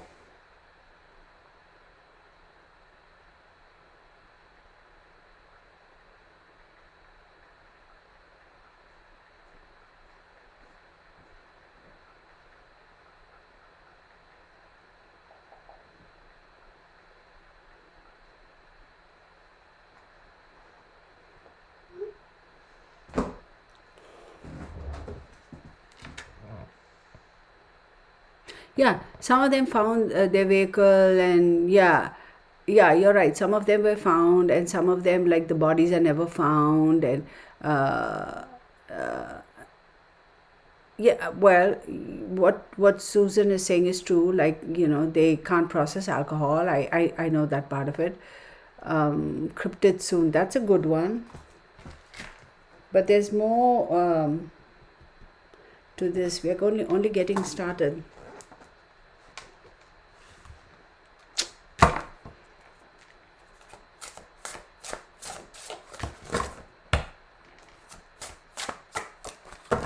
There's something to do with that land, y'all. I'm telling y'all, there is something to do with that land.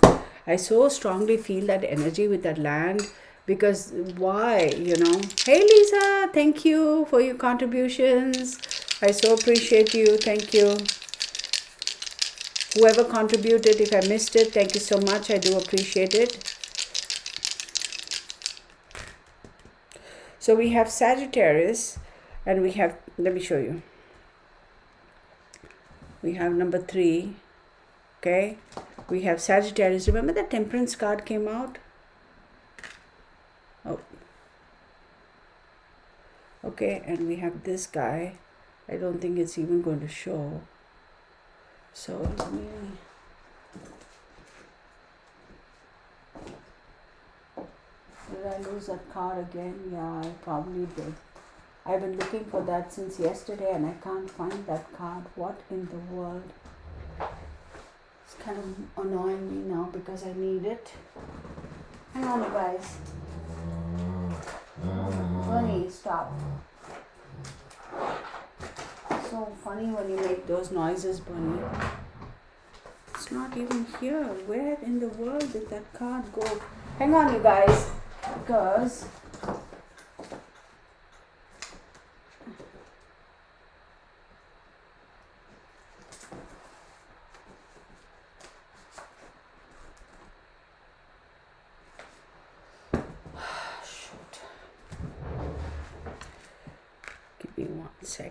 give me one second, let me find it, because that is telling me it is very, very, very deeply tied with the earth, very deeply tied with the earth. Let me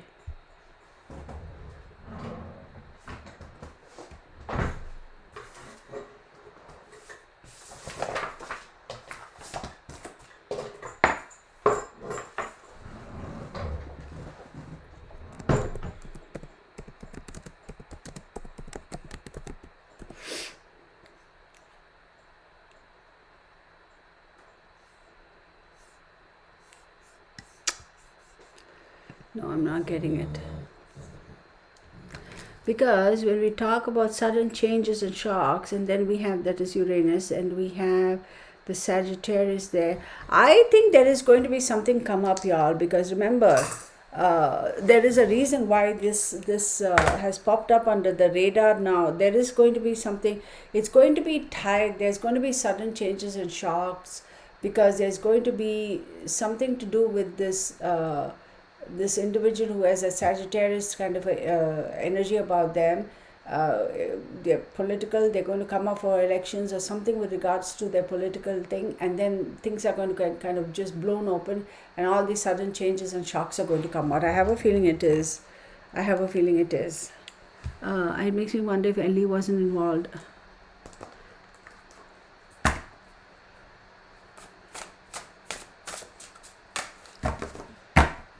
Yeah, that's true. Yeah, it could be.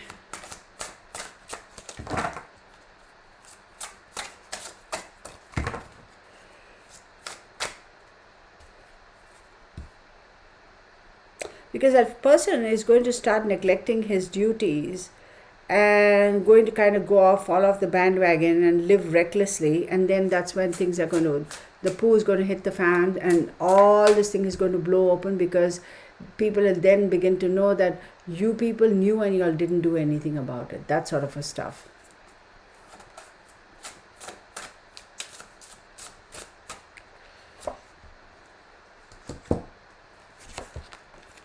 And then we have catastrophe and haste. And then we have famine and sickness. So let's talk about this for a second, because whatever this drama is that's going to unfold in the political area, it's going to be catastrophic proportions for that particular individual, because the poo is really going to hit the fan and the lid's going to be blown wide apart, and people are really going to be mad as to why is it that the political people, the politicians, knew very well and had these dossiers and had these files and kept it under the lid for such a long time. I am telling you one more thing. If any of y'all are here, of course, I mean, I know from Canada and y'all are visiting, if y'all can find out anything, please keep us posted. Please let us know that I do believe that there's a whole bunch of land grab type of a thing going on. There is something going on in terms of the energy of the land. That is one aspect of it, because I feel it could be native land. So that's one thing. The other aspect is that they're trying to utilize, I don't know how they're doing it or how twisted they are. They're trying to use that land for nefarious activities or for personal gain. So somebody look that up and let me know, y'all.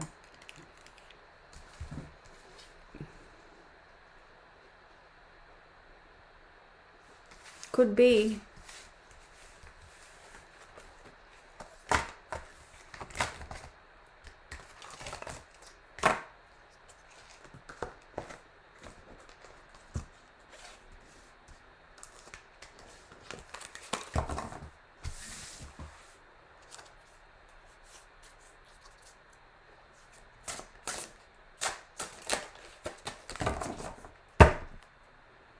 So Elizabeth, hopefully they're going to do something. They're not just doing this task force thingy just to suit their own agenda, you know. See, not everything, Kylo, is going to be Googleable, if you know what I mean. There's a lot that goes on behind the scenes that they will not put on Google. Yeah. I was going to say, one eye open, yeah, don't, and Crystal Berman says, don't start up again. Yeah, we're not talking about the specifics.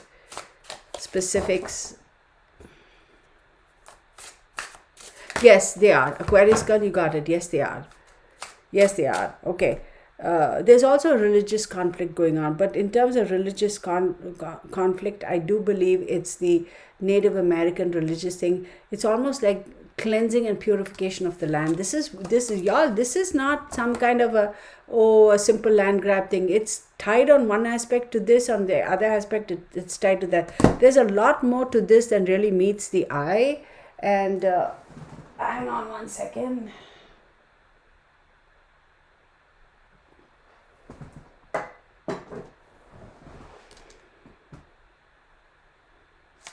Oh, I love the smell of sage. Now watch me start sneezing and Kirtana is a Google. I love that. Okay.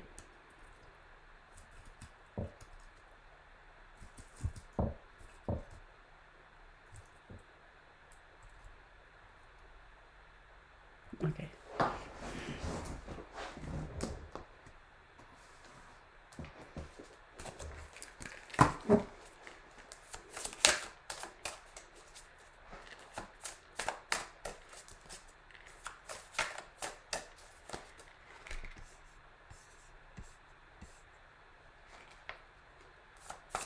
Hi, Charlotte. Yes.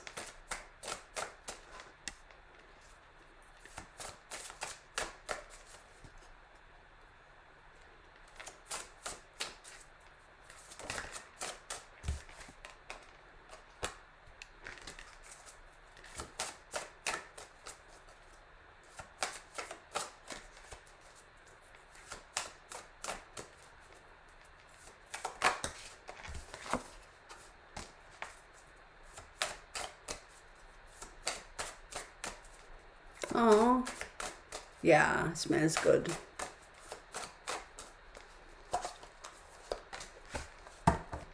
There is going to be a triumph of lies. It is very, very unfortunate. But ultimately, I'm going to tell you that the whole lies, bullcrap that they've been feeding the public about that place and whatever they're doing, they're going to try and win on that note. But I'm also going to say that there is a certain faction that's not going to let it happen. Y'all, I'm telling you, there are going to be some unfortunate incidences with regards to the politicians who are involved in this. One of their own is going to get caught in this and is going to be, based on what the cards are saying. Please don't come at me. Allegedly, entertainment purposes, my observations, do your own diligence. You know when the poo's going to hit the fan? On the other end, one of their own is going to be in a situation where they're going to be missing as far as this, again, I have to look there, missing on that stretch of land, or somebody related to them is going to be caught in a scenario and they are going to lose their life, and that's when they're going to start stepping up their activity level, and that's going to trigger everything, because people are like, now how come you're doing this? How come you didn't take this level of action all these years? Why are you doing this now? There's going to be a civil riot. You watch. You watch. There is going to be a...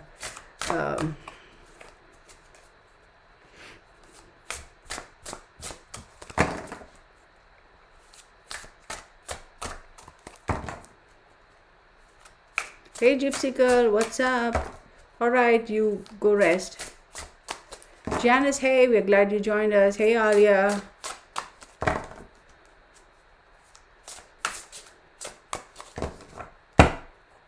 Yes. Yeah, smiling is contagious. You're all women and they are all of Native American origin. That's a common thread.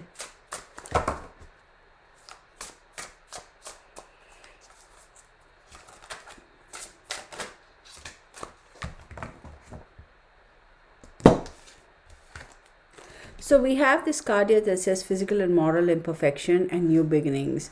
So I'm going to say that there is a lot of anger around this fact that, these girls, these women, yes, when you look at their pictures, they're all beautiful, beautiful girls, ladies, at least as far as I can tell. But there is a question on them as to why, when you look at the government agencies and they're questioning, and they'll be like, oh, this one had this issue, this one came from this background, this one had this deficit in terms of maybe an alcoholic, maybe a drug addict, maybe into prostitution, maybe whatever. So they are just tagging them with all these labels and just kind of in that way trying to diminish their importance and say, well, they shouldn't have done this, well, they were into drugs, well, they were trading their body for drugs, or they were alcoholics, or they were runaways, or they were this, or they were that. They're trying to use all those negations to make it feel like make it seem like, it's nobody's fault, they did it themselves. Well, no, this is a big cover up, y'all. Let me tell you, there is a lot about this case, this particular whole thing, that people don't know about. It's going to come to light. I did read that there was one particular case over here where the young lady, she was going for a dance competition or a cheer competition like 2 towns over, which was just basically an hour away, and she never made it. 19-year-old, I don't know what her name is. The thing that really caught my attention was these two girls from the same family. They have the same last name, and they're both 15 years old. Both were 15 when they went missing. I'm like, how in the world? There we go. Cecilia and Nicole, 15, missing from Smithers, October 89. And Delphine and Nicole, 15, missing from Smithers, June 1990. So literally 6, 7, 8, 9 months apart, they went missing, both 15 years old. So that is so, I don't know what to make of it. But there's something else I want to do. I got so sidetracked with that drama. Now I'm over and done with that drama. I'm going to look at something else as far as the cards are concerned.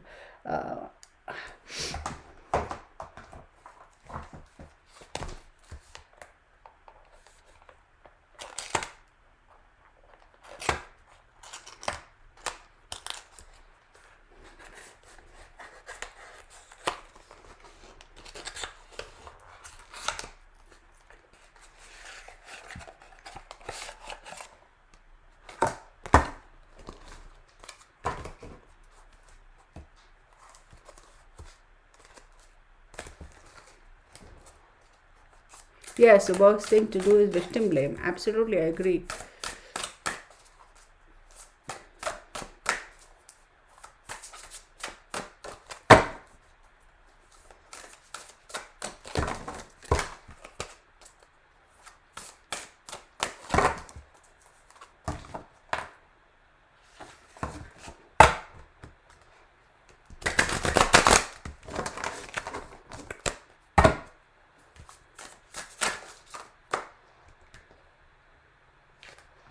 Choices.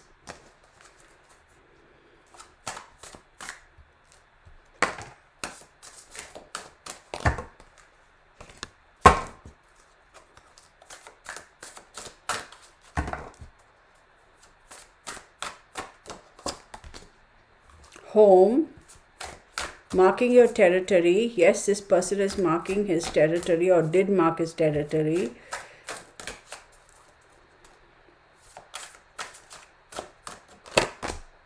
Opportunist. Absolutely. But see, it says you realize the innocence, compassion. You realize the innocence of a person and choose not to create harm. However, you choose to ignore. Wow. See, that's the thing, y'all. When I saw the first cards, I truly felt that this person, the reason why these women had no problem getting into the vehicle and hitchhiking and accepting a ride from this person was they felt that this person was very likable, very calm and cool and even, and they felt safe with this person. They really did feel safe. A lot of people asked if that could be a police officer. It could be a highway patrolman, it could be. But I'm not getting a guarantee on that it is a highway patrolman or it is a police officer who does that stretch,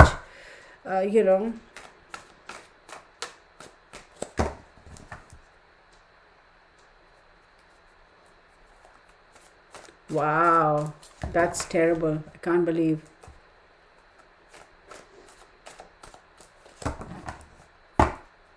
Yeah. Hi, Heather.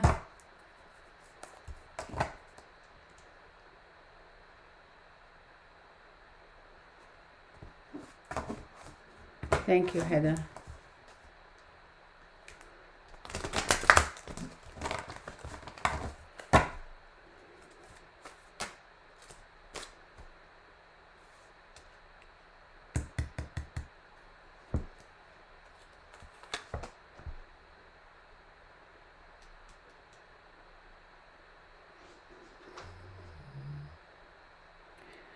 The one of the main characters here, who is the perpetrator, I would say, is a youngish person between the ages of 35 and maybe 30.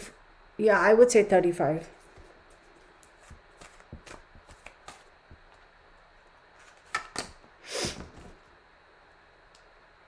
Field of bramble absolutely removes them from the environment.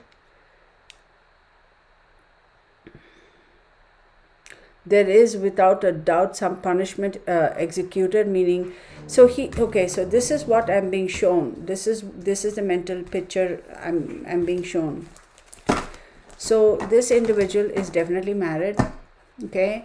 Another thing that he uses to be able to make these people feel comfortable is he has a picture of his family on the dashboard or somewhere on the car or on a wallet or something, and when they get in the vehicle, they'll be like, who's that? Oh, it's my wife and my daughter and my children. So that makes people believe that, oh, he's a family man. Like they're kind of, it's like, oh, he's a safe person type of a thing. But I also see that it's not just go take them and just shoot them or kill them or whatever way he uses to kill them. He does execute a form of punishment. It's almost like he is punishing them for something, and he does punish them. He does make them feel and know that he is punishing them. So there is something off in terms of, in his mind, his relationship, his attitude towards women. There's a psychological issue going on there. He does execute punishment, and then he sexually molest. He does, and then he kills them.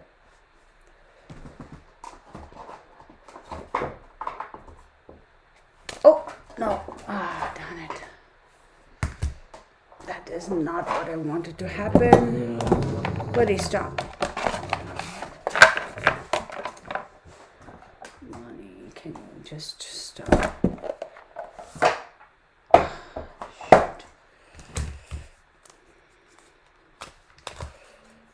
Oh my God, I will fall apart if it says it is a policeman, y'all. Let me ask.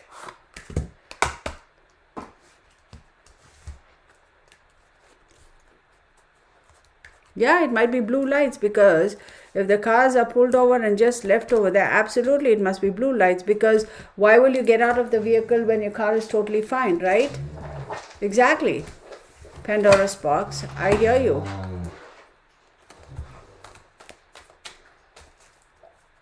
Yes, most people would. But not all of them were driving on that stretch of road. Some of them were actually just hitchhiking. That too is there. I'm going to ask Capri. I'm going to ask. Your question is as good as mine. Smiling is contagious. I don't know. I just saw what I saw and I said it. But I haven't been shown anything further than that.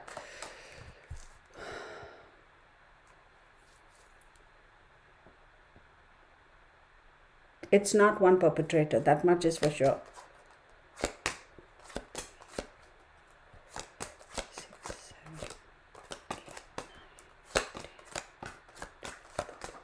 I'm about ready to keel over, y'all. My question was, could it be a police officer? Oh my God. I get 3 of these, which is a good confirmation. So it is somebody who presents himself as being emotionally very well balanced. Absolutely, he does. So let me take a look. So 1, 2, 3, 1, 2, 3. So hang on. Oh my God. 20. There are sequences here. 20, 20, 20 plus 4, 21 is 41, 50. 59, 59, 63, 63, 73, 83, 93, 12. Number 3, third house is Mercury. Yeah, this person is very mercurial, also mentally unstable.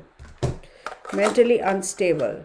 Very mercurial. It's almost like, oh, look at me, I'm so stable, I'm so secure. Oh, you don't have to worry about anything, no problem, you're safe with me. And boom, very mercurial. His whole energy, his whole attitude just shifts in a heartbeat like that. So let's go ahead and ask.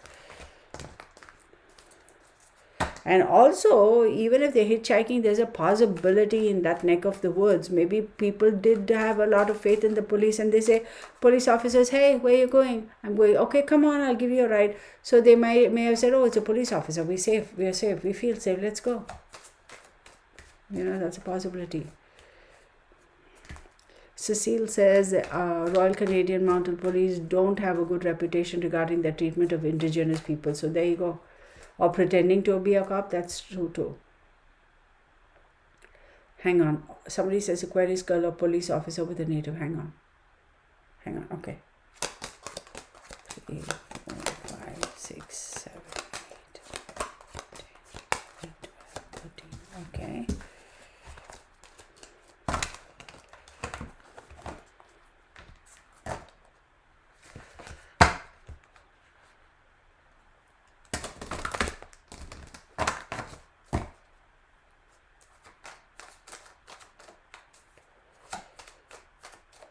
There's something to that land, y'all. I cannot get past that. There's something about that land, the energy around that land, that magnetic, that pushback, that resistance, that stopping there's something there. I really wish I had an opportunity to go and look around there. It would be awesome. But like somebody said, I can actually get a map and use my divining rods and see the best.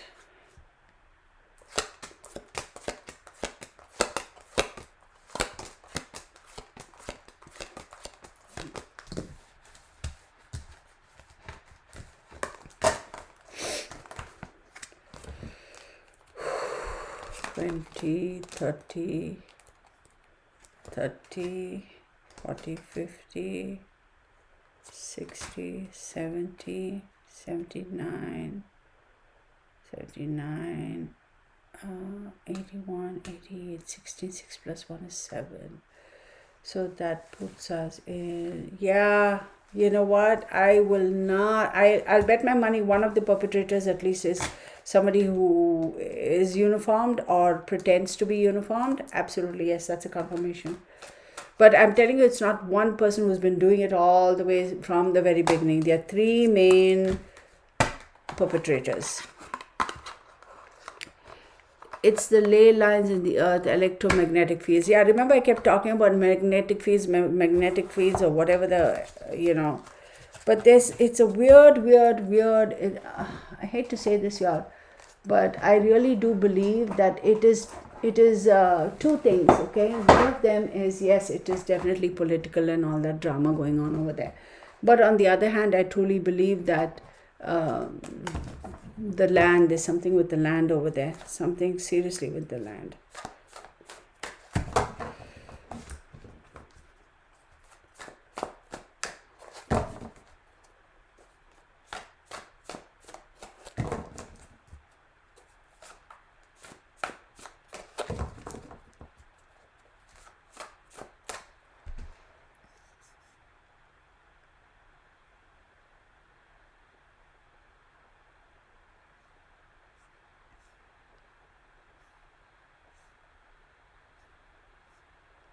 Kylo, if you don't know what diamonds represent, then how do you use your cards? One would think that is Cartomancy 101, isn't it?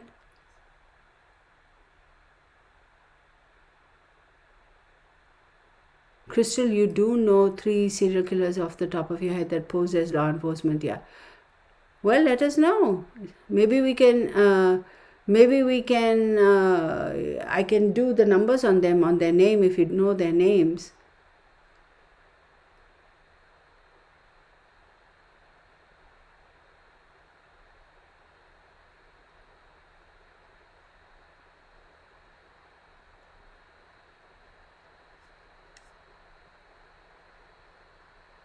See, this is what I don't understand when people make comments like, I got these cards, and I'm just trying to understand. I'm not picking on you. Please know that. So when you say, Carlo says, I asked the same question, shuffle the deck, got 5 of diamonds, 4 of diamonds, 3 of diamonds.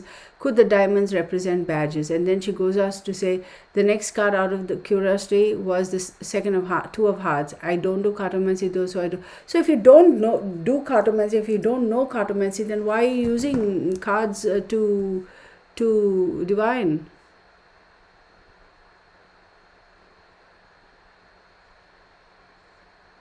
Law enforcement. Yeah, I would put my money on it. At least one of the perpetrators is law. I don't sense this. The perpetrators, any of the perpetrators are female. I don't sense that.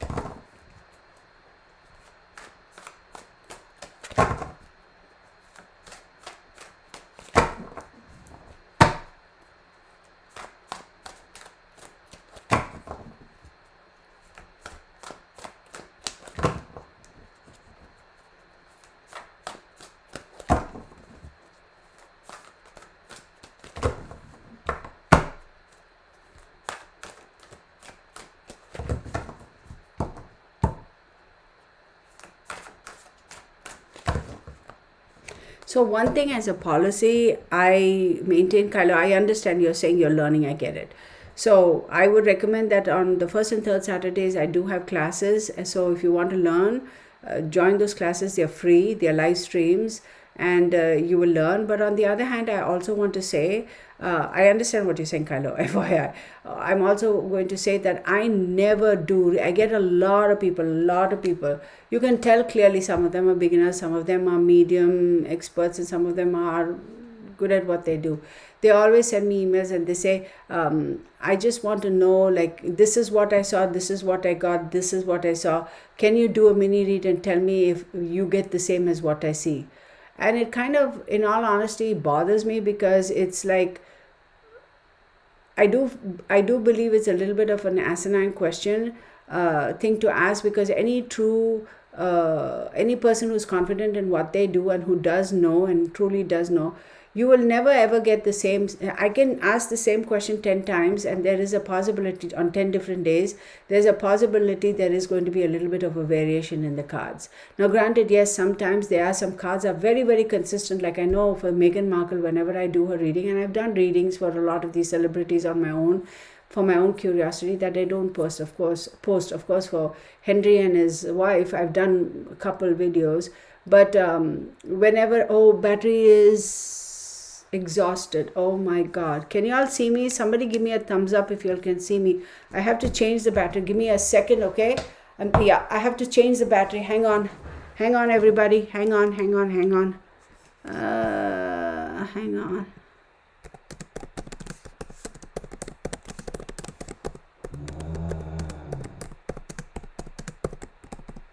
Okay.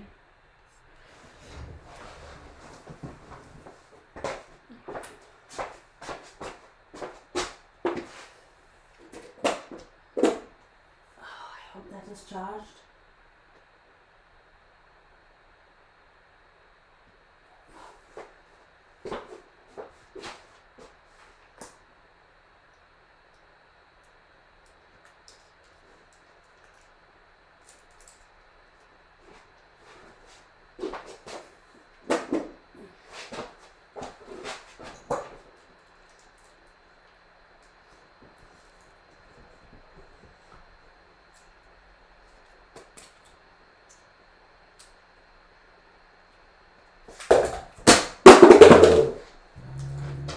Sorry, buddy.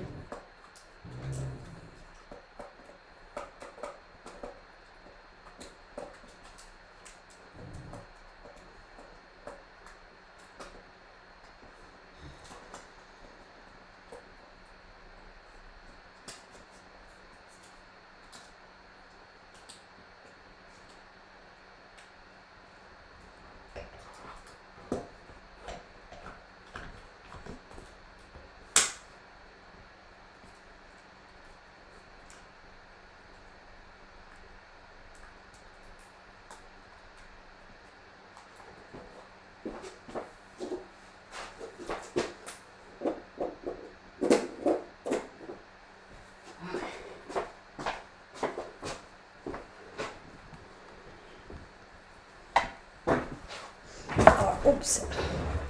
All right. Okay, I'm back. I'm back. Give me a thumbs up if you can see me and hear me also, please.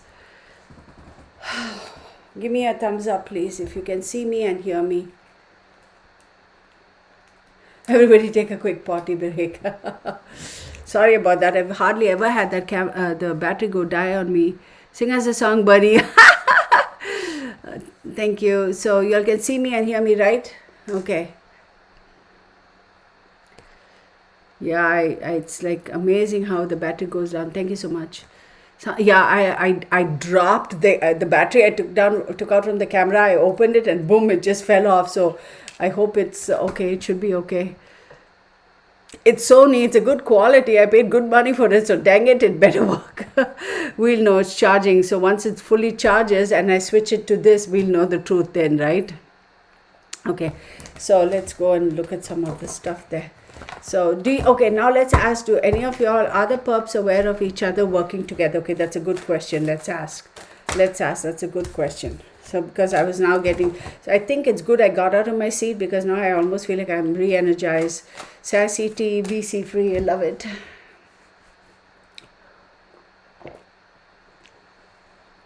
Yeah, intermission is over. Did y'all not hear the music? Bernie snoring, that was intermission. Okay, so Texas Patriots question is, are the perps aware of each other working together or just copycat killers? Okay.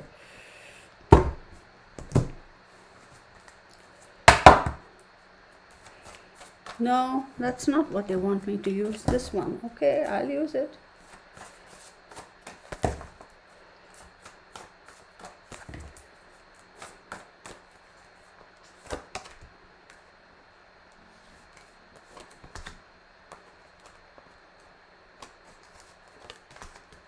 Okay. One is, okay, let me show you what I got and then I'll explain this to you. The Fool card. I'm sorry, the Tower, the Fool, and the Aquarius card. Y'all, I'm telling you, something's going to come up during this Aquarius month time you watch. Something's going to come up. So I'm going to say one of them is really a much younger person. I want to say around the age of 35. I was actually going to say 35 to 45, but I was corrected and they said 35. The other one I believe is an Aquarius who is slightly older for sure. I'm going to put him at around 59 plus. And with dang it, with the Tower card, I'm going to get one of these.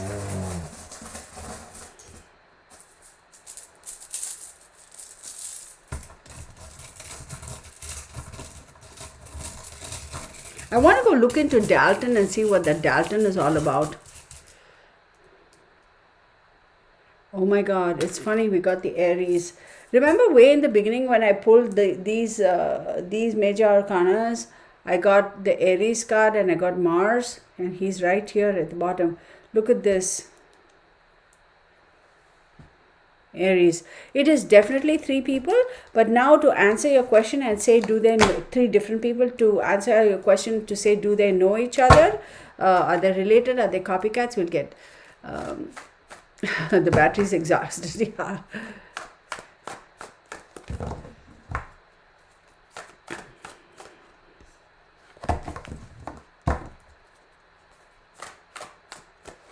Not all of them had issues in their lives, Pauline. Not all of them did. Some of them did have issues. Or maybe, they were battered women and then, by whatever and, a tough time at home. And the police officer must have said, come, I'll take you, I'll give you a ride. It's okay, They would have gone that way,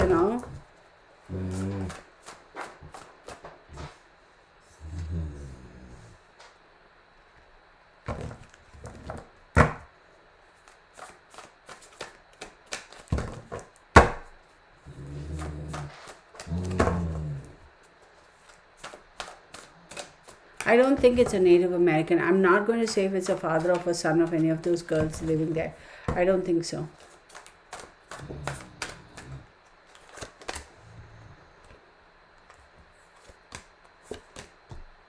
People, King of Swords. I'll show you all. Really? There you go, King of Swords. Okay. King of Wands. Queen of Wands. See, I'm going to say my mind keeps going back to the Temperance card for some reason. Okay, these three people are not related to each other, FYI. Okay, and my mind keeps going back to the Temperance card. And the fact that the wands are showing up again, but I will say though, one of them does have connections with the political world. One of them does have connections to the political world. That is a guarantee. I'll put my money on that all day. One of them is definitely connected to the political world, and they're three different people. But we have more questions, that is for sure. More questions. Okay. Because if they don't know each other, or the specific of what is found evidence-wise, might at least catch one. Yeah, true. One of the perpetrators has political connections. About Dalton Trucking, she says they have the same routes. Could they be involved? Okay. Okay, I didn't know about Dalton Trucking. I think she said somebody by the name of Dalton is the chief of Ontario, if I'm not mistaken. Something to do with political. But I'll ask about Dalton Trucking. Hang on one second. Thank you for bringing that up. Let's take a look. Dalton Trucking, right? Let's see.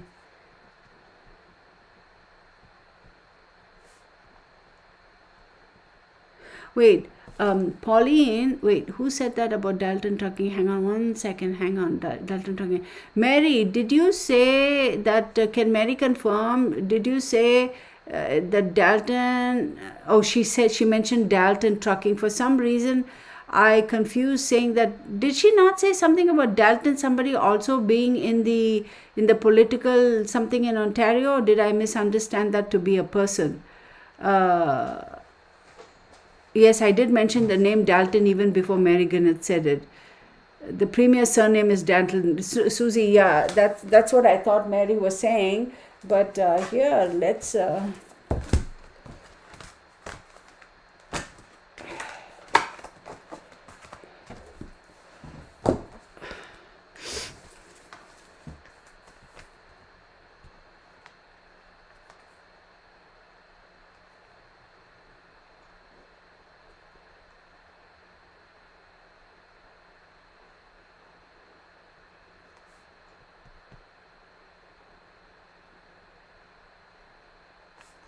Hang on one second.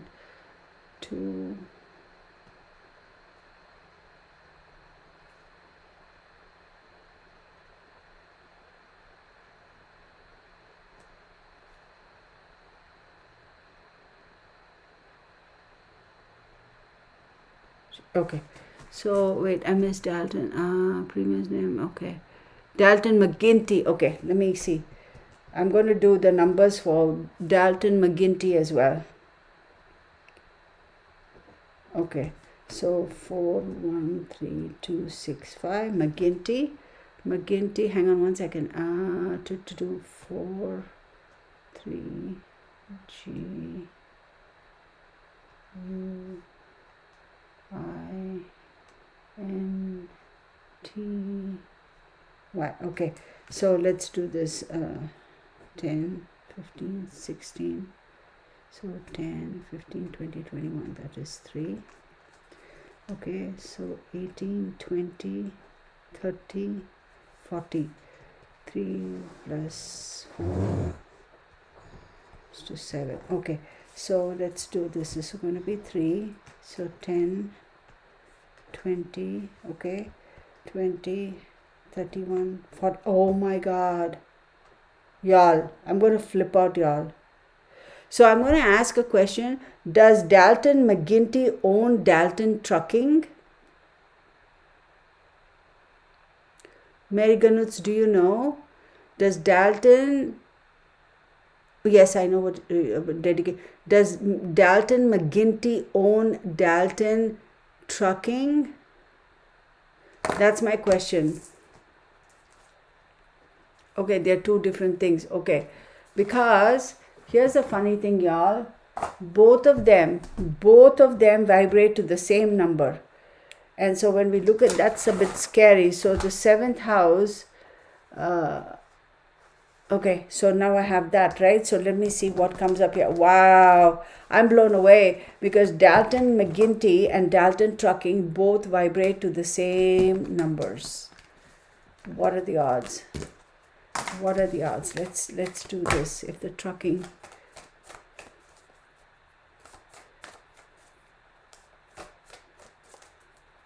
yeah. Oh wait, Dalton McGuinty, date of birth July 19. Hang on, thank you. July 19. See, now the energy is completely changed, isn't it? So 7 plus 10 plus 10 plus 10, 20, 30, 37, 10. Y'all, 10,000. Whoever this Dalton McGuinty, somebody needs to check him. He has something to do with this. His career, reputation, morals, and life goals are going to come under the spotlight. I don't know how well received he is by the people, but somebody needs to check into him. Somebody really needs to check into this guy. Something fishy about him. Okay, now I get Dalton James. Okay, let me do James, then throw in James in the mix. What are the odds that the numbers would still be the same? You want to bet? James, let's see.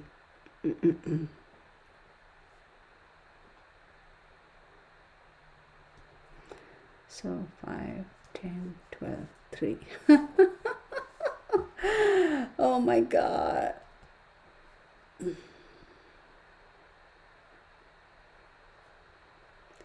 Hang on.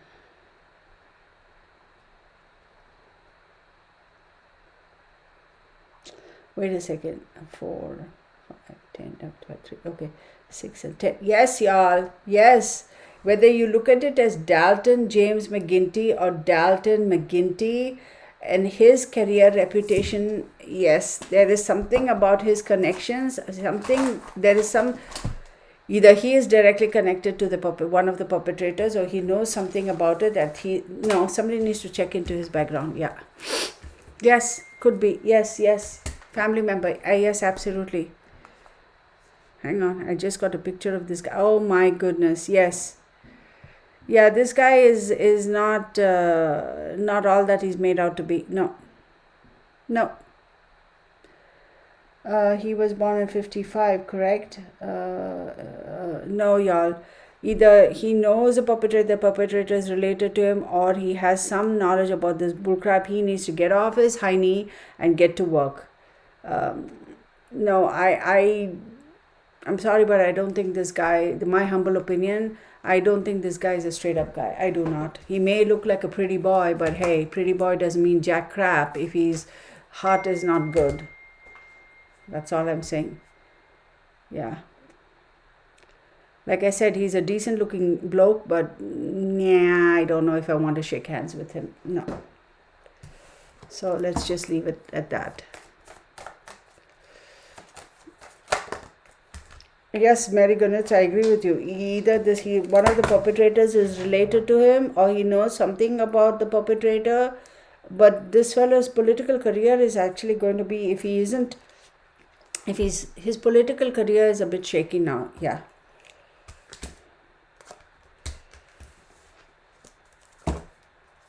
July 19th, he's a Cancerian.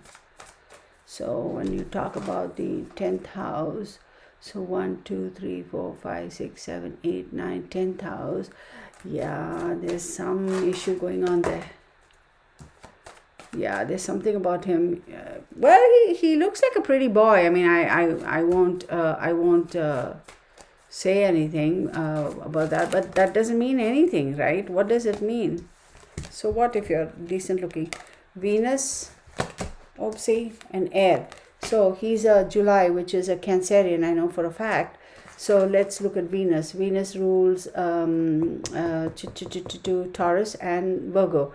So Cancerian. So 1, 2, 3, third house, 3, 4, 5, 6, 7, 8, 9, 10, 11. Third house and 11th house. So third house, I'm going to say immediate environment. So they need to check his immediate family environment. 11th house, like-minded people, groups and friends. He definitely has something to do with this. Is he the perpetrator? I don't think so. But he knows something about the perpetrator, or the perpetrator is related to him by blood. I would say through the mother's side. I'm going to go so far as to say that.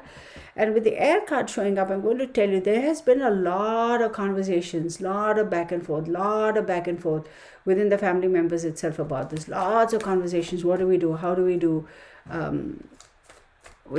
That sort of a thing. So Dalton Trucking is located in Vancouver, BC, North Vancouver, BC. So we finished about Dalton James McGinty. Now let's talk about Dalton Trucking. So Wayne Dalton, owner. Okay, hang on one second. Hang on.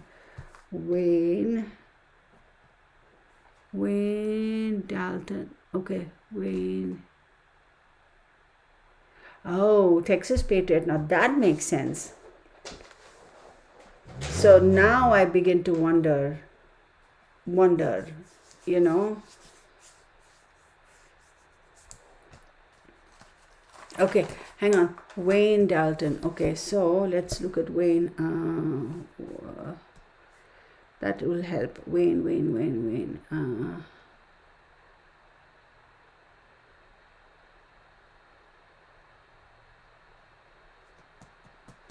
So 10, 15, 22, 23, that is 5. Fifth house is going to be... See, I will tell you something about Wayne Dalton and his trucking business. Hang on.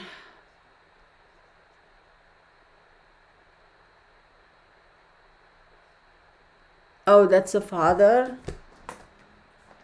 That's the father. Hang on. Dalton, James, Patrick. Oh, I don't even like what I'm feeling when I'm writing his name down. August 13, 19, oh God, y'all.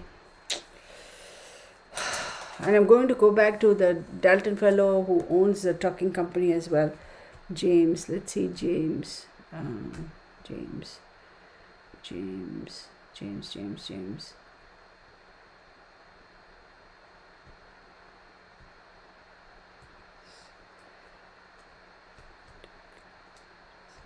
Patrick.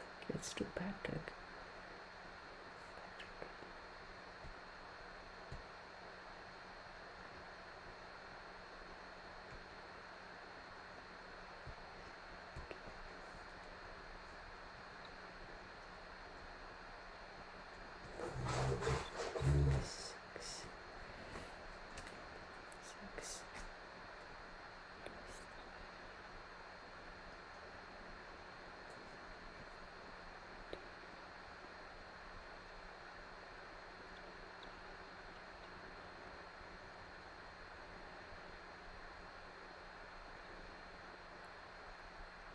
Wait, hang on one second. 10, 14, 17,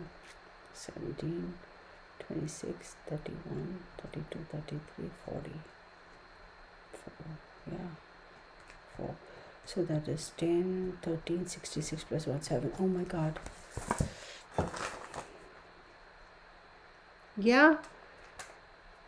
I would, Texas Patriot, what you said, the Dalton James Patrick McGinty, I wouldn't be surprised if, I'm just read between the lines.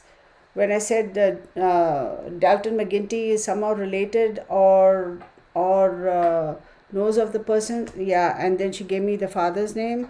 And then we do August 10th. Remember the Leo fire card came out too. Leo and the sun card came out too. So 8 plus 4 plus 10 plus 8. So 10 plus 16 is 26, 26, 30, which is 3. Third house is immediate. Yes. Yeah, the old man does have, old man Dalton McGinty has something to do with this. Absolutely. My money is on it. My money is on that. At least that's what the cards are saying. Let me put it that way. Now I was talking about the Dalton trucking guy, Wayne Dalton. Let me see what energy I get for him. Let me see what energy I get. So it was incorporated in 1970. So technically we should consider 1970. 78. See, when I look at Dalton trucking, okay, 10 and 8 is 18. Yeah. See, 8th house talks about secrets and death and regeneration and long-term finances. So I wouldn't be surprised if somebody working for the Dalton Trucking Company is also responsible. Could be one of the perpetrators. Absolutely. Because the 8th, oh my God. Okay, Dalton James Patrick McGinty is a Leo. What did I say? The Sun card and the Leo card popped up earlier. Look at right here.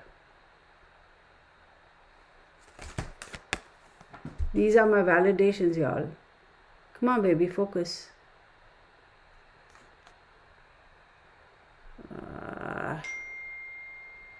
She doesn't want to. There we go. What are the odds, y'all?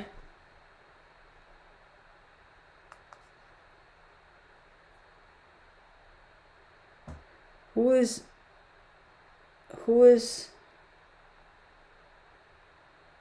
this dude? Who is the first picture and who is the second picture you sent me, honey? The first picture says it is Dalton McGinty, and the second picture says David Joseph McGinty. I don't know who that is. Are they related? So which one? Okay, let me make sure I understand which one of the, or is it the same dude? 60? No, because that one was 55. No, there's a mistake here. Texas Patriot, tell me which one. So we have of the first picture. Who is the first picture? Texas Patriot. Who is the first picture and who is the second picture?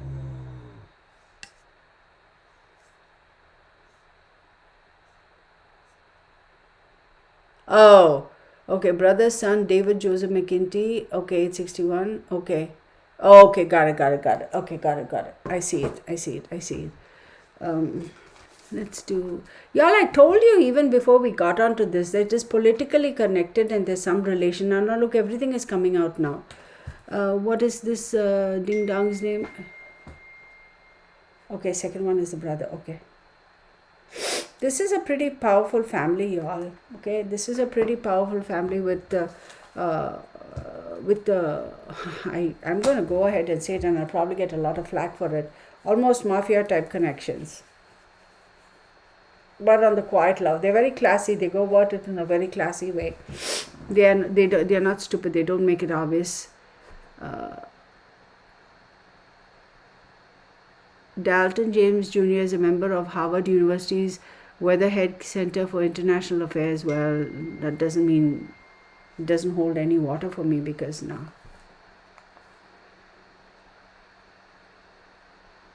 Okay, got it. Okay, so this one, David Joseph McGinty. Okay, so let's do David Joseph McGinty. I'm telling you, this family is involved. 2, 25, 60. Okay, 2 plus 7 plus 10 plus 17, 23 is 5. My God, there's so many 5s here. It's beyond my comprehension. Hang on. So David Joseph McGinty. Okay. David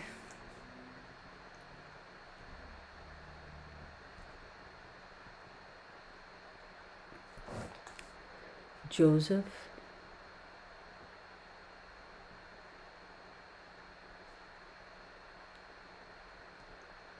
PH, right?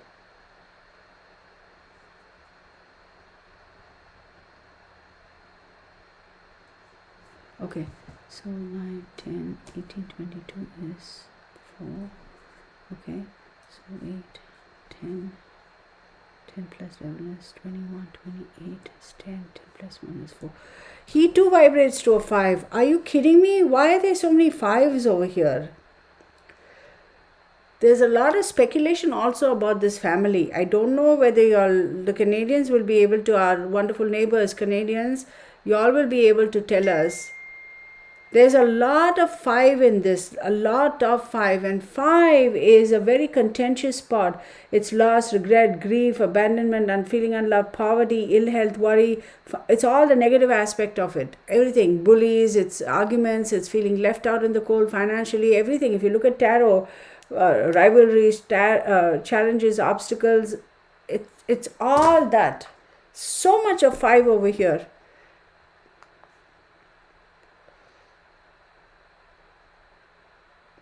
Yeah, I got his father's thing as 1926. I get it. Oh my God. Yes. Thank you, Texas Patriot. Yes. Yes. Where? Yeah, I did. I did. Where are those numbers? I wrote it down here somewhere. Where did I write it down? Damn it. Yes. Okay. Remember, I said that the charms I got is THALD 62.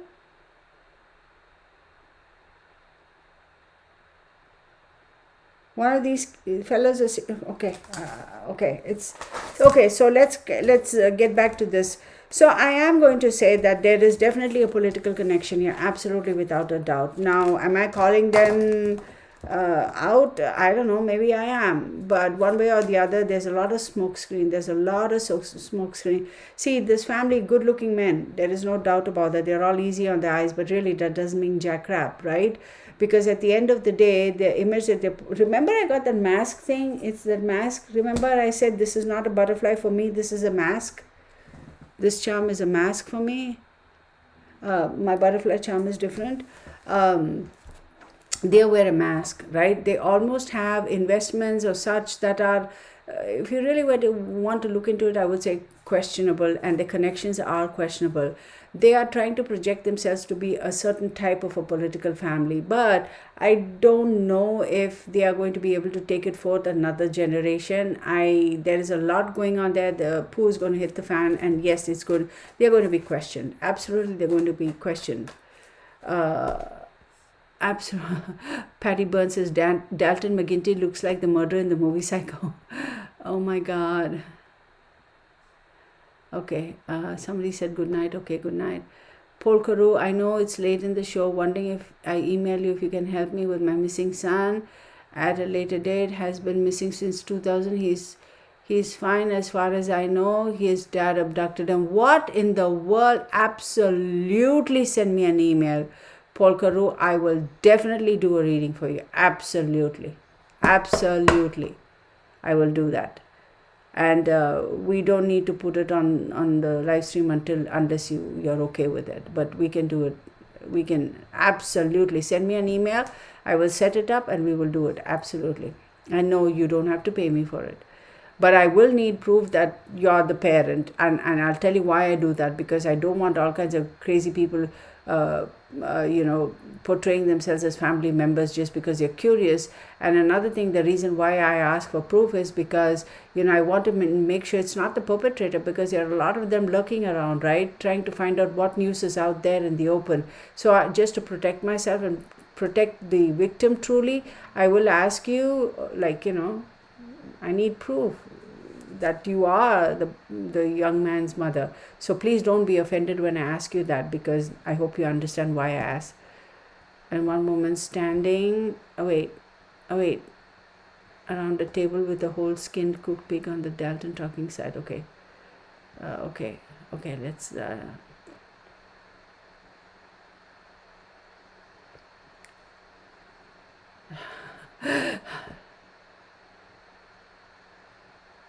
Yes, they do.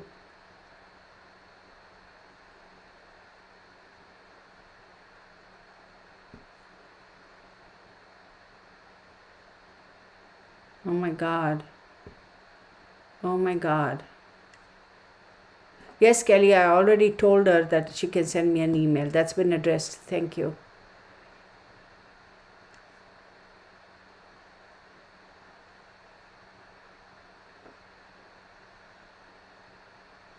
So I just want to take this moment actually and to, because I don't know if I do it enough, I want to thank my moderator, Texas Patriot, because she really rocks. So thank you, Texas Patriot. You know, it was a good choice. I know. I do appreciate you. I wanted to know that you're on top of things and you really handle it really, really well. Thank you so very much.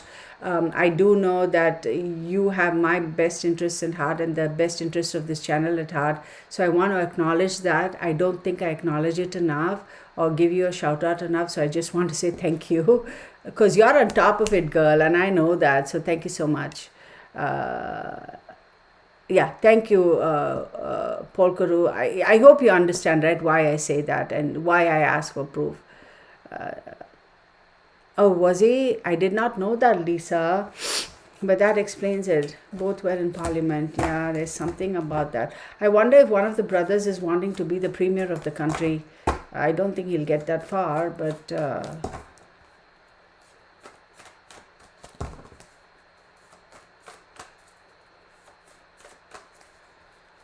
Lady Sapphire, hello. She's, I absolutely, I want to appreciate that. Janice Span says Pulkaru. Yeah.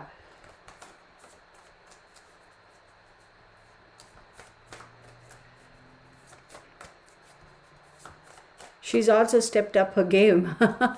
My moderator, she's, yeah, Polkaru, this is a terrible situation for you, honey. But at least you say you know where he is, right? So that's one good thing. I mean, not knowing is the worst thing, right?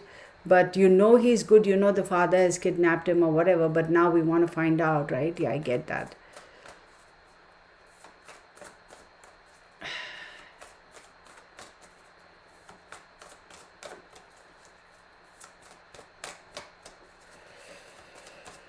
Okay. The fire sign. Leo. Oh my goodness. Y'all, I can't. Look it. Look it. I mean, enough said. Focus. Okay. Focus. Look at that. I think we should stop. There's no need to go any further with these ding dong McGinty's. Because it's clearly obvious that there's something with that family that's off. There's something that is very clearly hidden. There's something that is focus. Something that's hidden. There is definitely some kind of a drama that's going to pop up with them. And with the 5.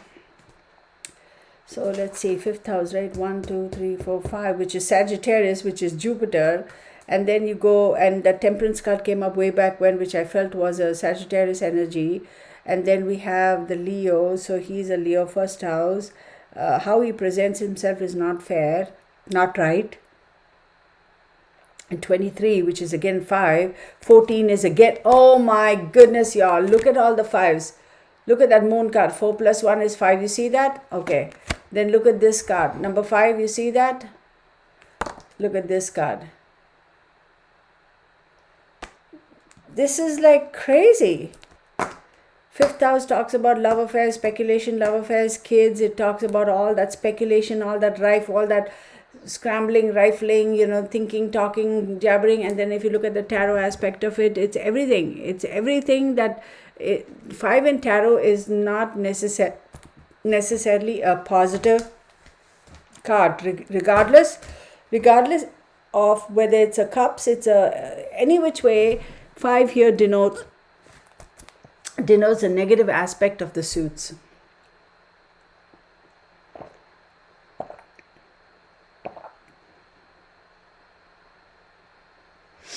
And he has a brother too.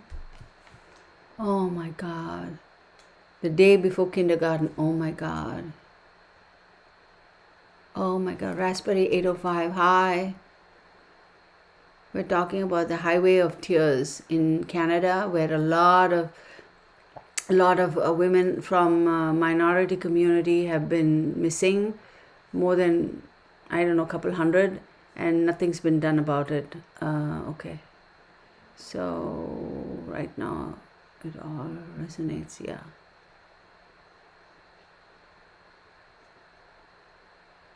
Yes, I agree. So don't tell me we lost Araceli. Is Araceli, because I know she was very upset. I hope Araceli is not like, I hope she's still in the house.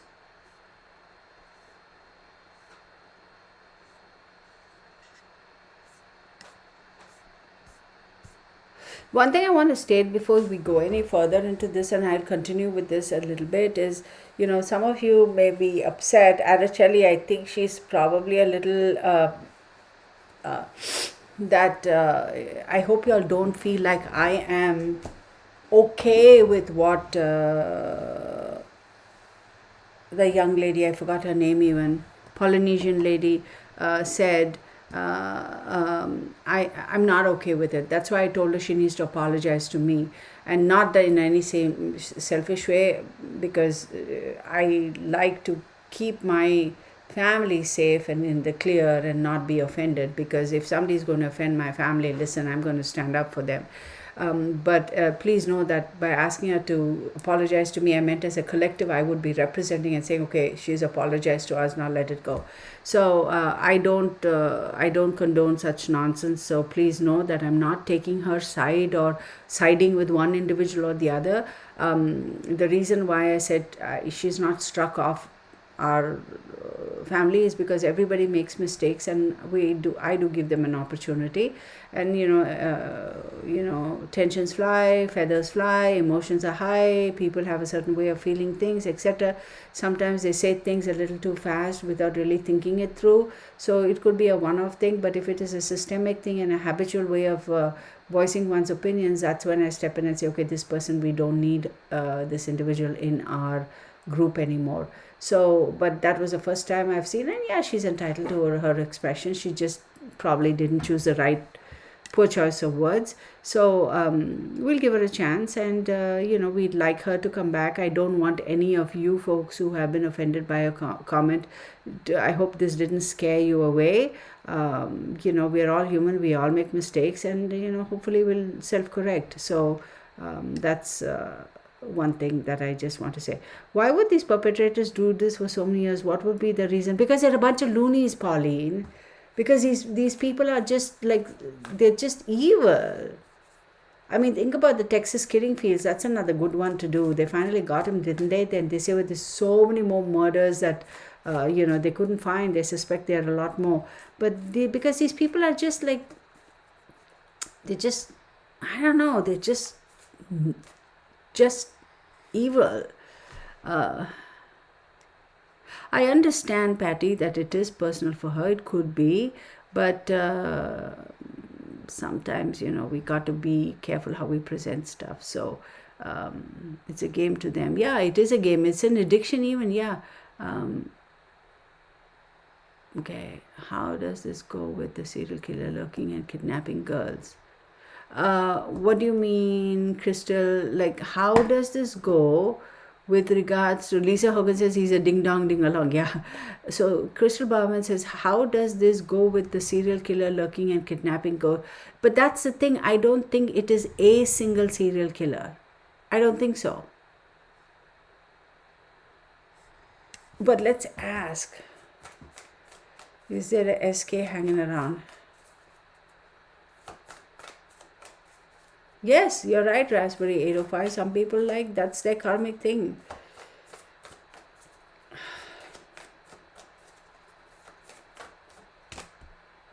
This card keeps popping up, y'all. This fire card.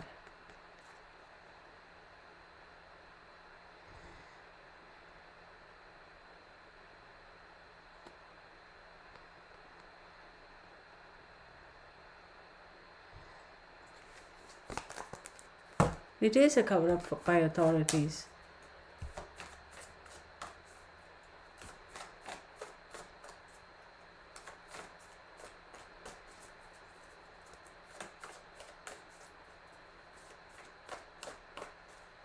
I don't think, okay, Texas Patriot, because Texas Patriot says she is Native American and lives in Canada. I didn't know that she was Native American. I thought she was Polynesian. Really, I seriously thought she was Polynesian, unless I'm missing something and I don't know front from back, or my head is up in the clouds or something. So please excuse me. With forensic DNA available today, it must be a cover up by. Absolutely, it is a cover up. Absolutely. So fire represents action, fire represents cleansing, fire represents destruction. So there we go. Okay, any other questions, y'all? Does anybody have any questions?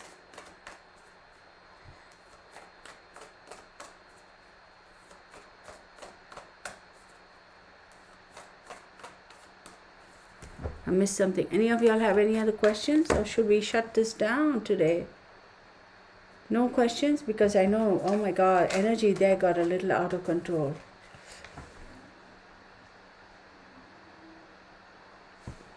Yeah, it's all the same. I get it. Seems like they were a lynch mob of some. Yeah. My God, boy, for real. Child, you're one spoiled little. Yeah, I didn't get the energy, honey. Robin, usually it's weird. No, none of them stepping forth. You know why? Probably because I mentioned so many names. So if I had picked on a specific name, I went through, like, I don't know how many names, y'all. These were at least 50 of them, correct? Yeah.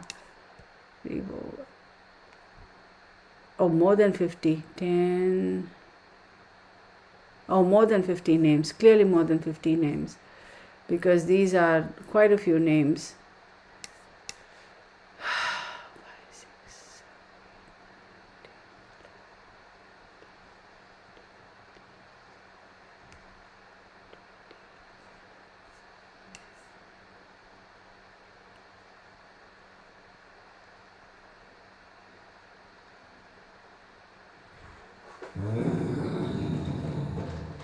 Yeah, more than 50 names. Bernie, people will think there's some kind of a monster in this room, okay, with those noises you're making. No one is coming through. Well, other than Bernie. Yeah, other than Bernie. No, the reason I feel is because I mentioned so many names. So I don't know if I had focused, and if I had said, why is my face looking so red? What is wrong? I don't know. So if I had focused on one name and picked on one energy and just done a reading for that, maybe I would have got some energy. But I wanted to give the premise of doing this thing was to bring this to the forefront, to shed some light on this, and maybe, to start the more we talk about it, the more action it gets and momentum it gets for people to start looking and start considering. So that's why I didn't want to pick out a specific name. So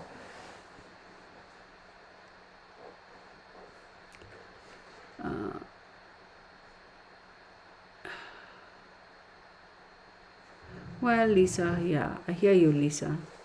I hear you. So yeah, I get what you're saying. It's a very sensitive subject, y'all. I'll tell you. Let's talk about race for a second. Let's do it. To heck with it. This is such a sensitive subject. Everybody has their opinion. Let's talk about this for a second. To heck with this. Now, I'm not. I want to. There's no need for us to be walking on eggshells. Let's catch the bull by the horns and deal with this thing. Are you all ready? Here we go. Okay. So, I'm going to go political right now. So, every one of us as people, regardless of what age and ethnicity or sex we are, whether we agree, whether we voice it, whether we accept it, whether we have the dang balls to come out and say it or not, every one of us has had a little bit of racism in us. Let's first call it for what it is. Let's be honest with ourselves. Every one of us. At some point in our life, we have had that something a little in our heads. Every one of us. We have to let's be honest with ourselves, okay? Let's just be honest with ourselves. We have been. Now, could that have been subconsciously or could that have been consciously? Either or and both, okay? So when we start let's say, for example, we see something happen to one person and we start saying, well, that's not fair, that's not right, that's not this, that's not that, and automatically jump to conclusions and assume the worst and go directly and say, oh, they didn't do it because this person was this, and this. Historically, we have seen that, yeah, race plays a big part, but there is an off chance that that one case could not have been motivated by race. There is an off chance. So when we look at incidences like this, when we see things like this happen, what can we as human beings do to not automatically jump on the race bandwagon? Let's look at it from a neutral perspective, and first, let's not just take it at face value. Some of it is so blatantly, glaringly obvious that yes, we know it is race. But for the most part, let's look at it and say, okay, is this really race driven? Is this really motivated by racial discrimination or not? Okay, let us make those judgment calls for ourselves. Just because some politician is putting it on some major media that it is all race, let's not blindly go and jump onto that bandwagon. We have all been blessed with brains. We have all been blessed with some intelligence. Let's make those decisions. Let's figure that out, decipher that out, figure that out for ourselves. If we truly, as independent people, the people who are having the ability to think independently, and we are all individuals and we can think independently, we conclude that yes, and let me tell you, conclude with no bias that yes, this is a racial discrimination thing, then yes, go, you can take that for what it is. But just blindly jumping on the wagon of somebody else without even thinking and just saying, yeah, it's all right. We can't make a blanket statement and say everything is racially discriminated. We can't. Okay, then it becomes reverse racism. Correct? We have to be open to that too, because at the end of the day, yes, there are certain demographics that are not been given due justice. They haven't gotten their fair share. I agree. I get it. There is no doubting that. But now, on the other hand, we are just focusing on them, and we are not. So by just focusing on this, building this up as we should build this up, we are also letting down that side. Because let's make it known, yes, there's a lot of poverty within America. Y'all, I'm getting political and I don't know, I might lose a whole bunch of people here, but I'm just stating my mind now. Take it for what it is. So in America, there is a lot of poverty. We don't have to go to Asia. We don't have to go to Africa. We don't have to go to the South American countries to say, oh my God, there's so much of poverty. Wake up, America. We have so much poverty within our own country. How about we start feeding our own poor people here who are starving to death? Let's start with that. Okay, so let's look at it this. Yes, there is a certain demographic that is, below the poverty line, this, that, and the other. But on the other hand, there's a lot, and I'm going to call it, there are a lot of Caucasian people too who are living below the poverty line. Okay, they are. So why should we discriminate? So let's say, why, instead of saying, oh, we need to focus just on this, and this, instead of saying that, why can't we just say anybody who falls below the poverty line or so, whatever that line is, why don't we do what we need to and provide them with the same what have yous, step up ladder, right? So are we doing that? I don't think we are. I don't think America as a nation is doing that. Because the balance is never even. It's never fair. It's always tipped one way or the other. Why is that tipped one way or the other? Why should it be tipped one way or the other? Why can't it be balanced? Okay? Y'all may... I don't know, y'all. I'm just stating what I feel. It has to be equally balanced. It doesn't have to be tipped one way or the other as a nation, right? Because people, African American people, there are a lot of them below the poverty line. Hispanic people are below the poverty line. There are a lot of Asian people below the poverty line. There are a lot of Native Americans or people who are below the poverty line. They are. Absolutely they are. So why are we just saying we need to do this for this particular demographic? No, let's look at it for all of them. Right? And when we talk about jobs and all that stuff, this is what gets me, right? When we talk about jobs and all that stuff, why is it a lot? 99.999% of the people go and apply for a job online. It'll ask you, what is your ethnicity? Why? Why is it? Why do they freaking need to know what your ethnicity is when you're applying for a job online? Why do they need to know whether you're a male or a female? Why? Shouldn't the approach be, may the best person get the job? Oh, because we are equal employment. Well, listen, I don't know. Somebody please explain to me. We are equal employment opportunity, something. They say, well, if you're equal employment, then you wouldn't be asking these questions, ding dong, ding along, because it shouldn't matter. You shouldn't have to know what my ethnicity, what my race, what my religion, what my sex is, if you truly are wanting to offer equal employment opportunity to everybody. Why should it matter? Let's go to the doctor's office, for example, okay? They want to know what our ethnicity is. What the hey doesn't matter. Okay, doctor's office, you say, oh, because certain races are more prone to certain diseases and so. It shouldn't matter. It shouldn't matter. So right off the bat, you see that a so-and-so person has marked them as Indian, a so-and-so person as Asian, a so-and-so person as African American. Automatically, whoever is looking at those documents and those blood reports and all, automatically they are looking at it with a biased opinion. It's psychologically, subconsciously they will do it. Why? Why do you need to know what my ethnicity is when you're doing a blood test? If I'm prone to a certain disease or not, it'll pop up in the dang blood test. So why does it freaking matter? It shouldn't. It absolutely shouldn't. So at every level of society, every single freaking day, they're constantly badgering us. Yeah, we have seen, I have witnessed it myself. I have personally witnessed it myself. Wanting to buy a house, go and apply for the loan and this, that and the other. They want to know what your ethnicity is. What the freaking hate does it matter? Okay, I want to buy a house. Do I have the capacity to make the down payment? Do I have the capacity to make the house payments? That's all should matter. What the heck does it matter to you what my ethnicity is? What does it matter? Bottom line, at somebody who is a financial institution, because we have, no, because nothing. You need to hush your mouth. Because nothing.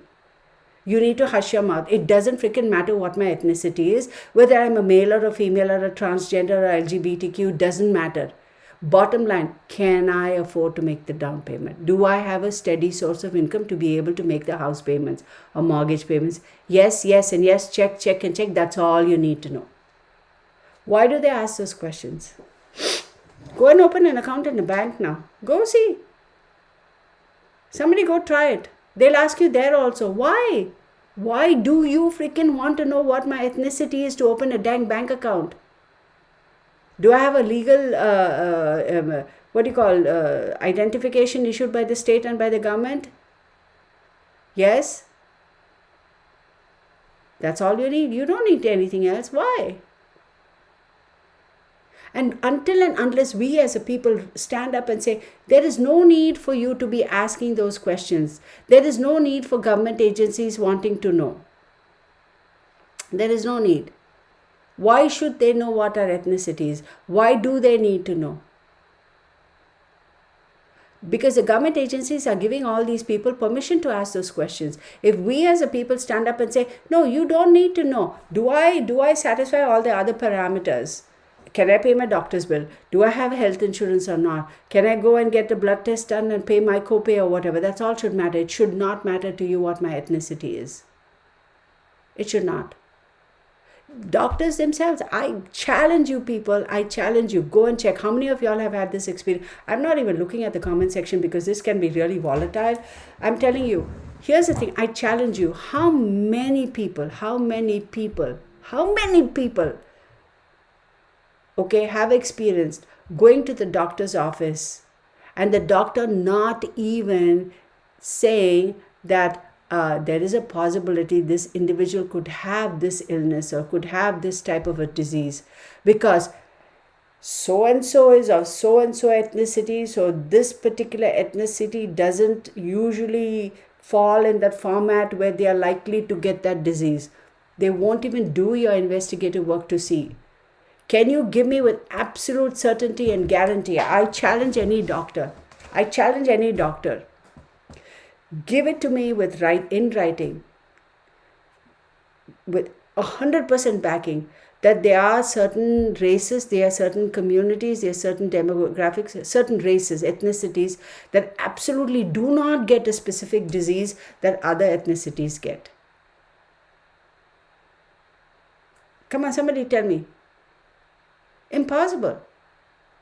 So by asking a person what is your ethnicity, what is your race and all that, you are kind of conditioning yourself not even to investigate and take this patient seriously because he or she falls out of that ethnicity.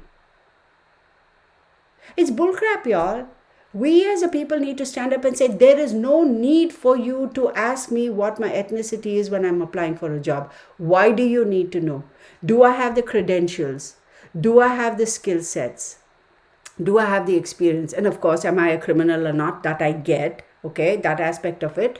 Do I have the credentials? Do I have the skill sets? Am I a dependable person, right? Do I have the experience? And if there is a need for academic background, do I have credible academic background? That's all you need to know. It doesn't matter. Nothing else really matters. Nothing else really matters. Nothing else should freaking matter. We as a people have to stop this bullcrap. We as a people have to say, no, you do not need to. It's irrelevant for you to know what my ethnicity is regarding this particular thing. Oh my God, I got into it with a couple of financial institutions. I wrote them stinking letters to their corporate office. I have it in my file. I got apology letters from them. For a brief period of time, I was telling Mark, I said, I am going to take this to the news. And he was like, you better calm down. You better calm down. I'm like, no, this isn't right. And it is proven. It is 100% proven thing.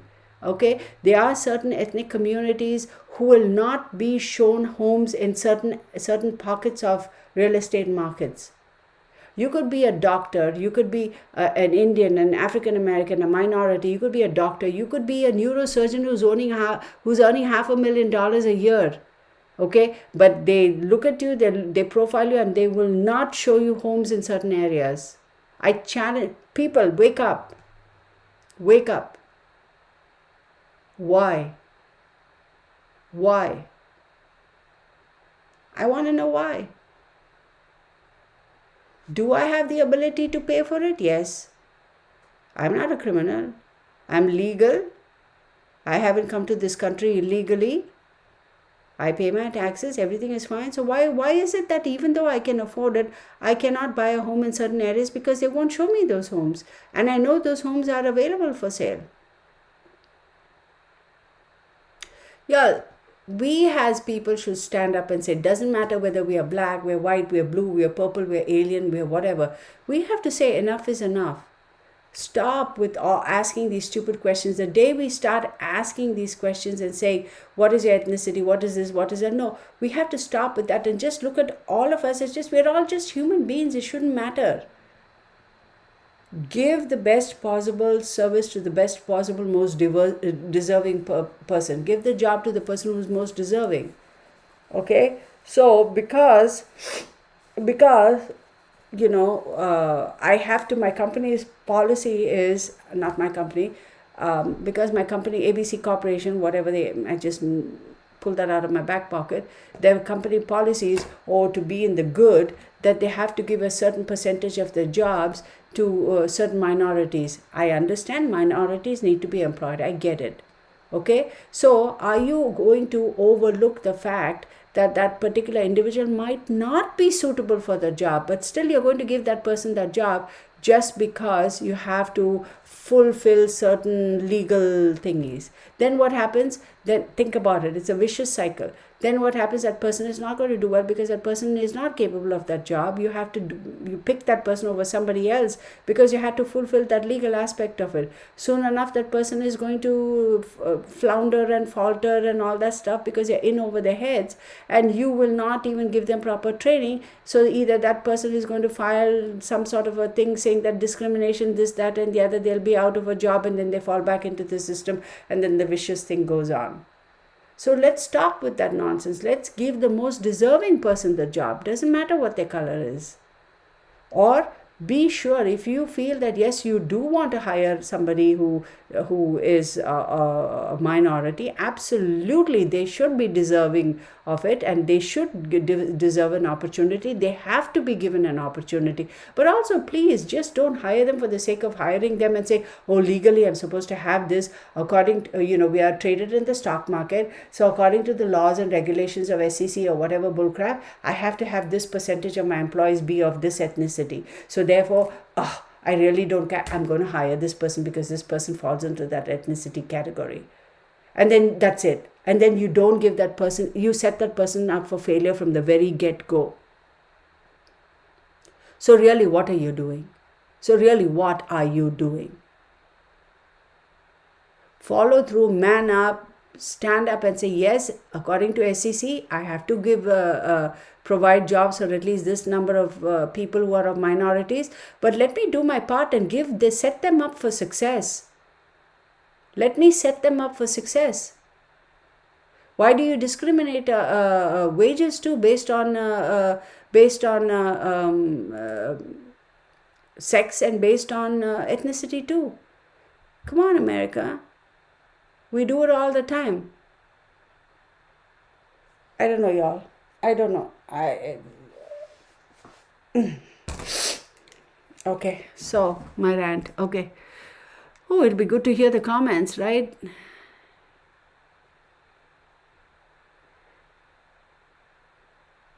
Yes, absolutely. Okay. So Cecile says they never ask ethnicity to give you preferential treatment.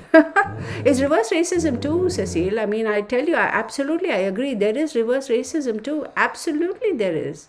I see it happen too.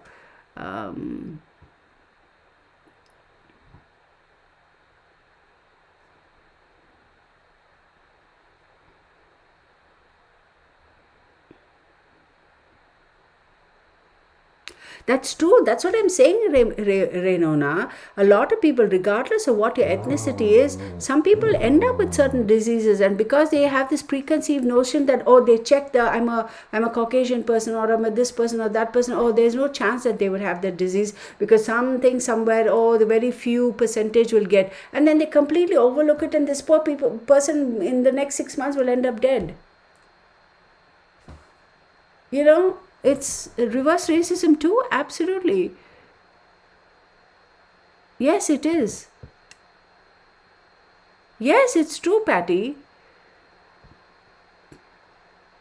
Delvin, I agree.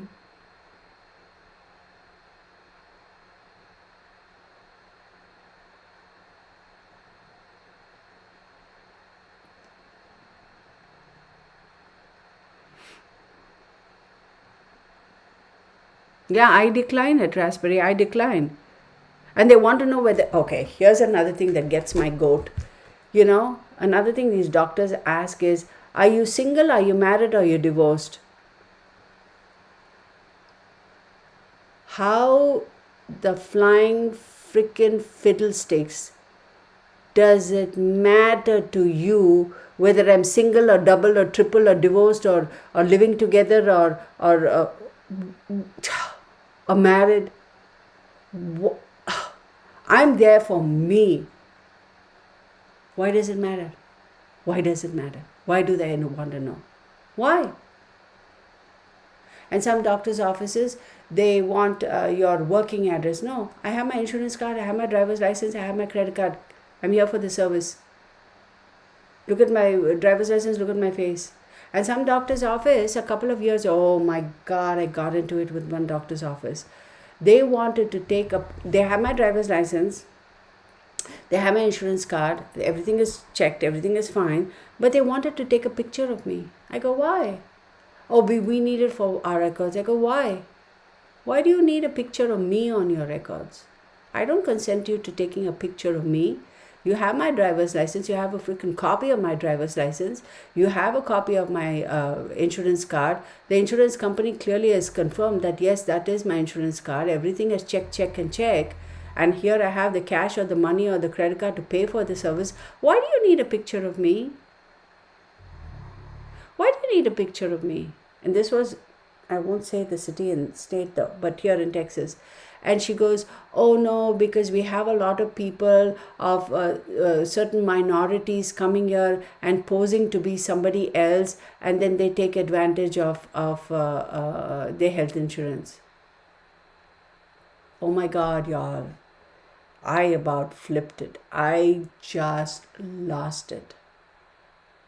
So she's profiled me, okay, right off the bat. She just assumes that I am also there using somebody else's card and information to fraudulently take advantage of doctors, whatever, health thingy, and stolen somebody's car and stuff. And secondly, well, that's on you. If you look at the driver's license and if you look at the person's face and they're filling out the paperwork in terms of what their medical history and all that is, and you have your paperwork in your file, you should be able to cross check and say if this is the same person or not, right? If this person is the one who truly owns a driver's license and truly owns a health insurance card, because you can't get off your dang lazy arse and do your work. You just want, oh, we need to take a picture.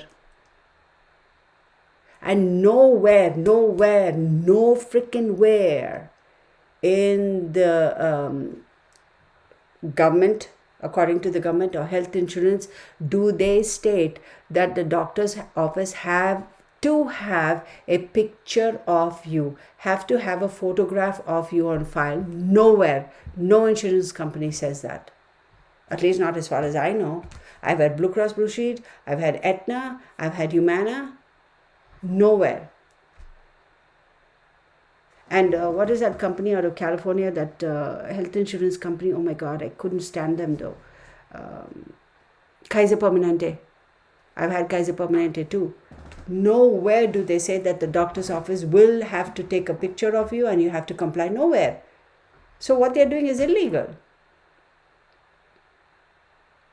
I wrote to the insurance company. I filed an FIR at the police station. I wrote to the Texas Department of Health. You think any of them said anything? Nothing. Nothing happened. They're all in freaking cahoots with each other. Ay.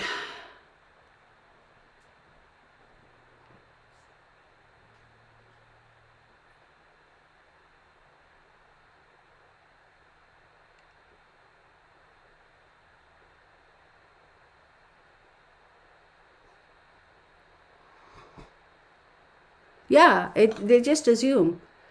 And I'm going to toot my own horn here a little bit. And I kind of I remember I got so mad. And no offense meant, y'all. Please, no offense meant. There are a lot of very hardworking, straight up people. I mean, I have been so blessed to meet so many just absolutely awesome people. There is no doubting that. There is no doubting that. Not everybody is a nutsack, ding dong, ding along. No, there are a lot of people. You know what pisses me off is when these people, I'm sitting there thinking, listen, honey, I earn more than you, okay? I pay more taxes than you. I have more education than you. And you there are sitting and telling me and just assuming that I'm a criminal. Oh my God, it just bothers. Whatever, so. UPS wanted your health insurance card. Wait a second. Why? What the hell? God, I have to let trip sometimes.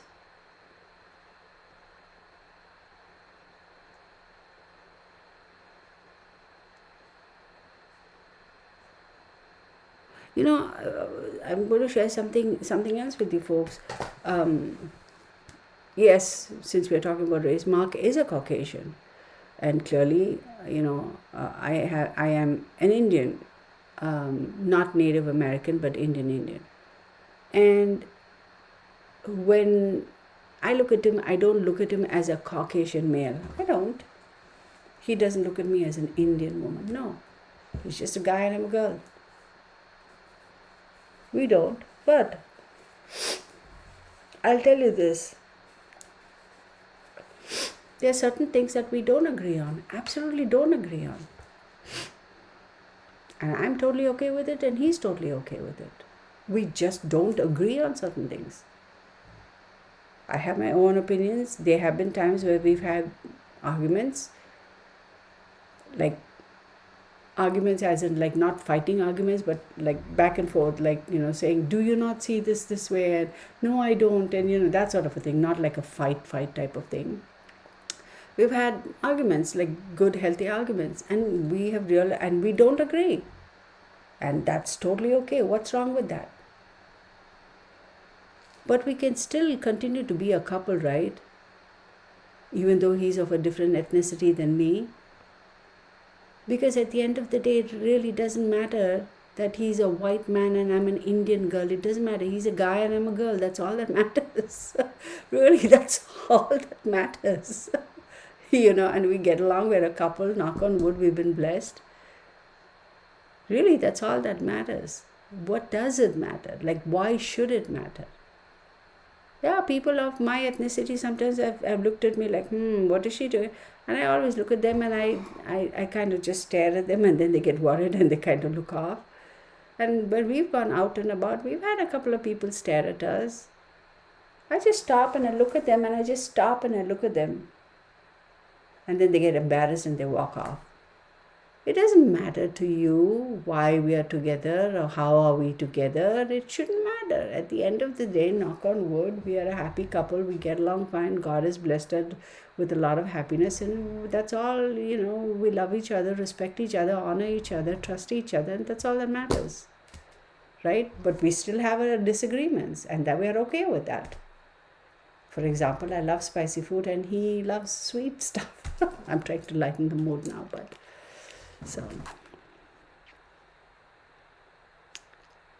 the saddest thing is a lot of reverse racism is also going on in this country, where unfortunately, not only the minorities are being discriminated against, the Caucasians are also being discriminated against, because for some bizarre reason we can't seem to find a happy medium or a happy balance. I don't know why we have to completely tip on one side or completely tip on the other side. Why the heck can't we find a happy medium? I don't get it.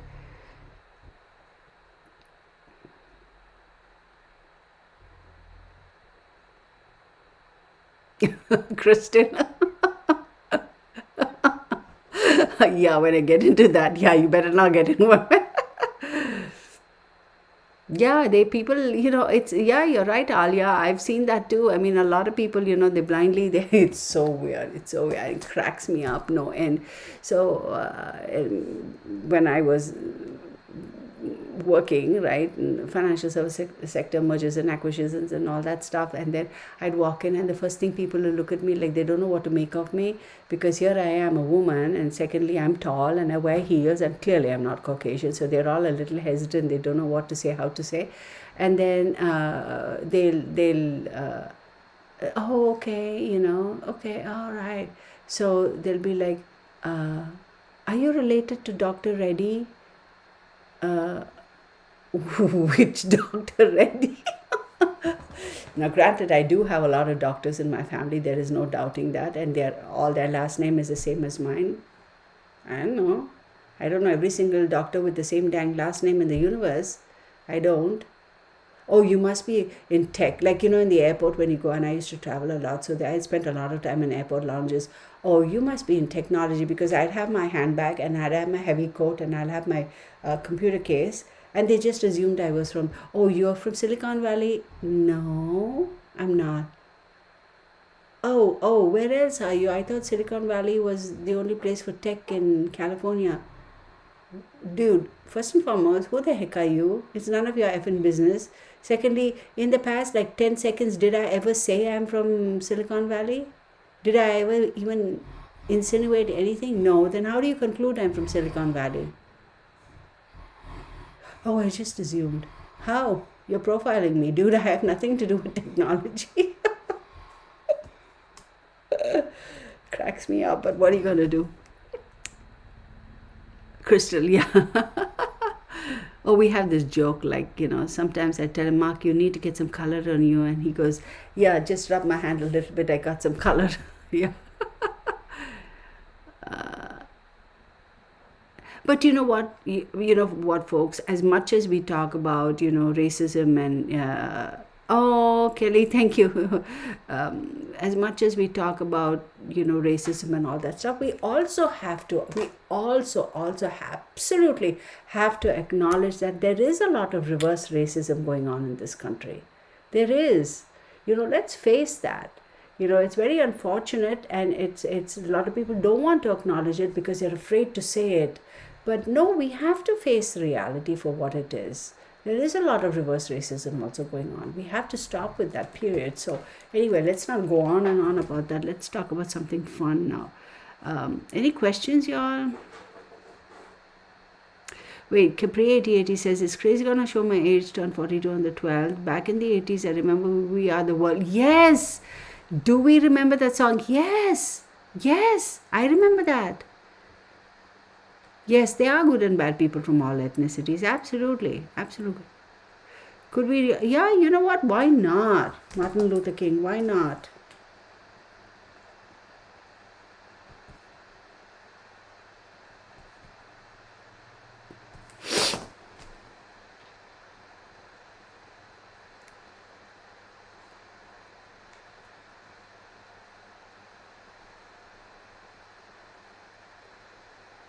Yeah, Queen of Wands, and when you say, I'm what you want me to be, they kind of look at you like, I get that a lot.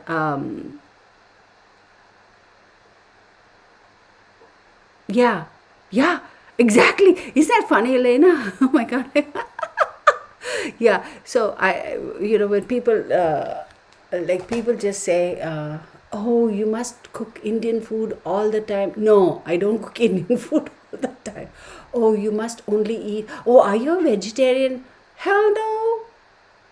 I'm not a vegetarian. I'm not. I eat dead animals all the time. When I say that, they kind of flip out.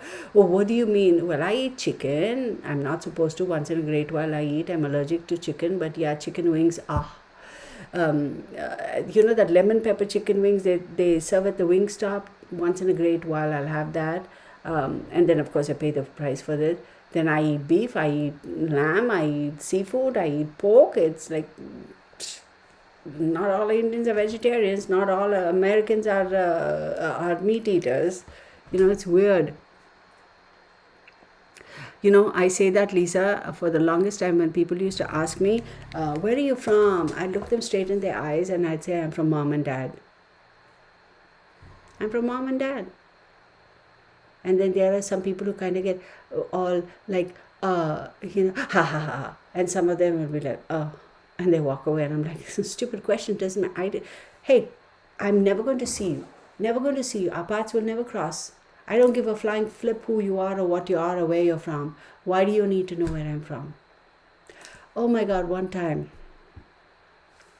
So this fellow and his wife, they were probably in their mid-50s. They were rushing out of a store, and I was rushing out with them. And closing time, and their store were trying to shut down. So I stepped back because they had a whole bunch of bags. I said, you'll go ahead, I'll be behind you. And then he stops and he goes, where are you from? And I looked at him and I go, excuse me? And he goes, no, I was just curious. I go, why? And he goes, no, I just wondered where you're from. And I said, excuse you. And I turned around to start walking away. It so happened that their car was parked right next to my car. And here we go. So I'm busy, opening the car and putting my bags and whatever and settling down and all that stuff. And then he winds down his window because he was a passenger. The wife was driving. And he goes, I just wondered. And I looked at him and I said, it's none of your business. And then I kind of freaked out because, he could clearly tell what my driver's license, my registration plates were. The moment I moved my car, he could get that information. So I was like, I'd rather not answer that question because I don't think I want to share any personal information with you. And he goes, oh, I was just going to say, we were just talking and we thought you're from India. And I turned and I looked at him and I go, well, if that's what you thought, why are you asking me that question, stupid? You should have seen the look on his face when I said stupid. It's like, you need validation? You want me to confirm something? You're really a dumbass. So just Bye, Felicia. It's crazy, but yeah. You ask a stupid question, you get a stupid answer, sure. We're having fun, y'all. Was it last week that someone asked you where you were from? Yeah. Yeah, Sherlyn. Yeah. But you didn't have them on at the moment, yeah. We are all Heinz 57, yeah. Yeah. Oh, he says he was born in his living room. Oh, that's got to be fun. Oh yeah. Oh my goodness.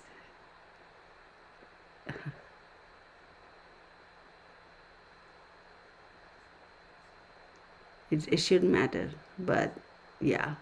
It's such a sensitive subject, such a sensitive subject. My God, what are we doing to ourselves? Can you imagine? Can you imagine what we are bringing kids into this world? Oh my God, we were just having this conversation the other day. I was, like most moms, my son, my old one, he's going to be 32 this July, and typical mom, I want to see him settled, I want to see him get married and have his own family. And my younger son, he was born in 94, so he'll be 28, right? Yeah, 28 this October.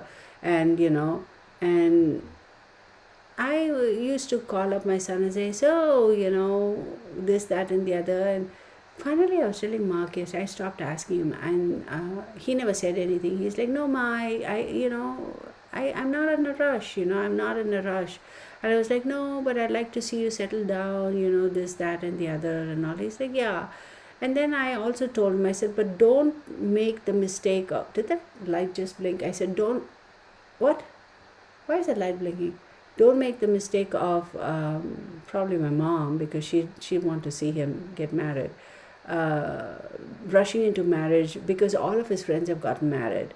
And he sounded a bit off, and I said, well, don't, I know I have asked you a few times, but don't feel like you need to rush off and marry somebody and regret in haste.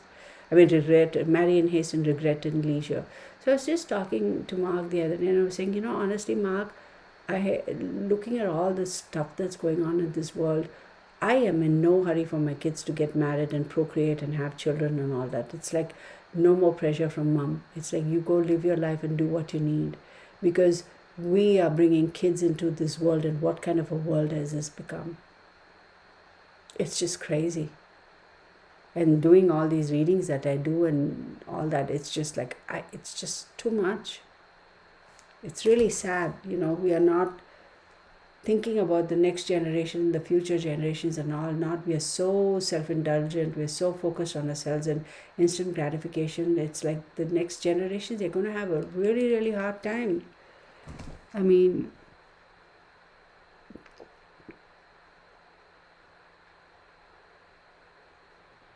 yeah, Spirit Moon, yeah, I hear you, girl. Good to see you. I hadn't seen you earlier in the comments, Spirit Moon. I'm glad you're here. Yeah, that's true. If you agree on everything, then what's the point? Capri. All right, if you all don't have any questions, we can call it a 10-4, although we can continue to talk, forever and a day. But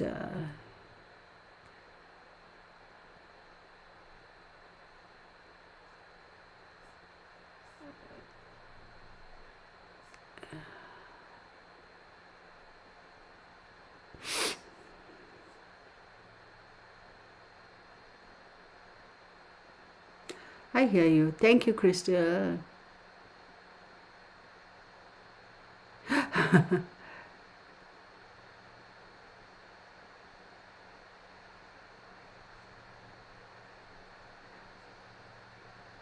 Wait, Polkaru says, okay. Shock Samla, I feel exactly the same way. 2 grown sons, and I've told them don't hurry to marry. Shock Samla, I just seen you, honey. I'm sorry I didn't welcome you earlier, but welcome to our little group, And also, y'all, one thing I have to say is, for those of us who are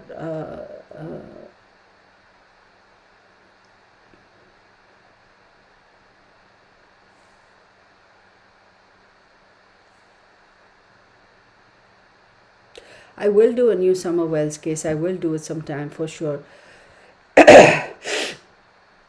you know how we all just not we all, how some minorities just assume that all Caucasians are racist. All Caucasians are racist. No, y'all, that's not right. You know, as minorities also need to kind of get our act together. You know, all Caucasians are not racist. They're not. So why do we just make that blanket statement, right? Why? So, you know, it's very unfortunate, but racism swings both ways. I mean, you know, reverse racism exists too. So we have to acknowledge that as well. You know, we can't just make that blanket statement, right? So, anyhow, Kirtana, can you wish?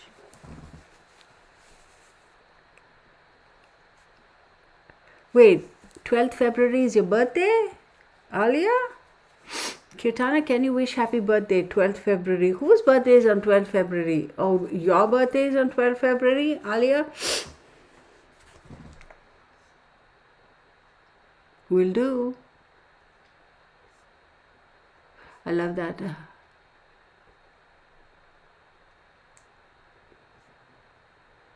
Alia, send me an email when your birthday is.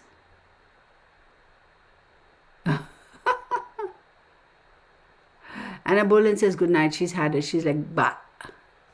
Okay, so let's not talk about this anymore because it's kind of. Oh, I missed your shirt comment. Wait, Lucia, it's scary what happens in this world. I worry. Okay, where's your shirt comment? Hang on. Hang on. What did you say? Lisa Hogan, I missed it. Oh my God. Where did you say it, honey? It goes all the way back. Ah, shoot, I can't find it. Lisa, sorry, sweetie. I look foreign. Oh, that's. So when people ask me where I'm from, I say mother-in-law. But where is your t-shirt comment, your shirt comment? Lisa, can you post it again? Because I don't know where I lost it.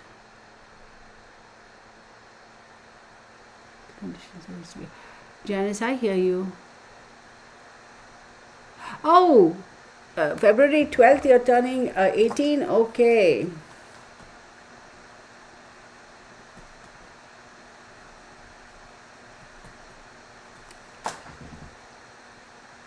Oh my God.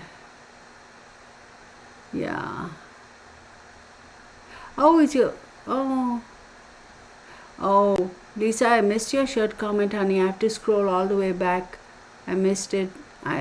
I'm so sorry I missed it. I'll look at it on the replay when it posts. Oh wow. Yeah, y'all. Don't forget, tomorrow we have 11 o'clock. I'll start a little early, okay? I'll log in at 10:45 and we can chit chat and we start at 11. So tomorrow I may not have it for a long time, but we will do a. I'm going to do a little bit more on whatchamacall that thingy, crystals, okay? But this time we're going to focus on almost Reiki, I would say, the kind of crystals that you could use and, you know, what would help you and all that stuff. But like I said, again, don't rush out and buy a whole bunch of crystals and spend all that money and all. Think about it. What is it that you really need? You know, some people want to go and get the whole kit and all that. No, focus on one thing at a time and we'll do that, okay? Seeking Serenity says, my son's birthday is tomorrow. Could you please wish Nathan a happy birthday? Listen. Oh, hi. Hey, Nathan. Hi. And wishing you a very, very happy birthday. Wait, your birthday is going to be literally in an hour and maybe 22 minutes, right? No, 2 hours and 22 minutes. Wishing you a very, very happy birthday, Nathan. Hope you have a fantastic, you know what? I know you're going to have a fantastic year ahead. Much love to you. Take care and keep on rocking on, kiddo. You got this, okay? You got this. Oh my goodness. Oh, yes, absolutely. Oh, I can't believe he listens to me, Nathan. Oh my goodness. Oh, I'm so glad. Patty Burns is nighty night. Kathleen, somebody else is leaving. So should we call it a 10-4, y'all? Should we call it a 10-4? I wrote it down. Wait. Alia's Feb 12th. She's going to be 18. Okay.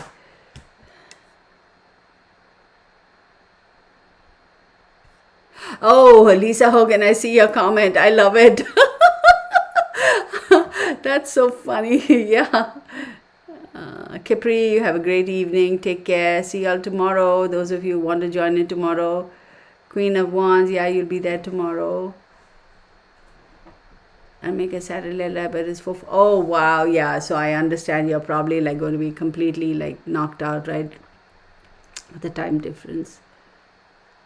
Oh, Persephone, how cool is that? Alia is a baby, yeah. Good night, Sandra. Robino, good night. I think I'll start. Polkaru, good night. I mean, I'm not telling you good night just to. That's not what I mean. You know, usually how when I'm closing out, I like to say thank you to all of you also. As I see your name scroll by, Kathleen, thank you. Kelly, thank you. Elena, thank you. Alia, thank you. Afrohuman, thank you. Sandra M, thank you. Persephone, thank you. Queen of Wands, Lisa Hogan. I'm going to call it a 10 for you all. Mary Gunnets, thank you. Seeking Serenity, thank you. Spirit Moon, thank you. And she goes to be 18 again. Janice, thank you. Thank you to Texas Patriot before I forget. Okay. I'm going to type this.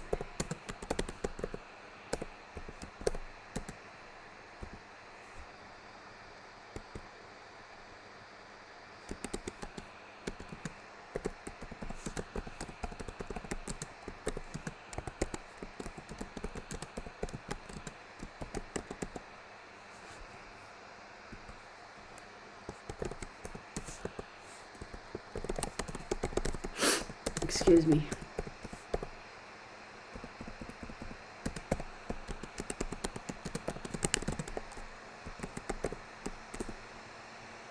Okay.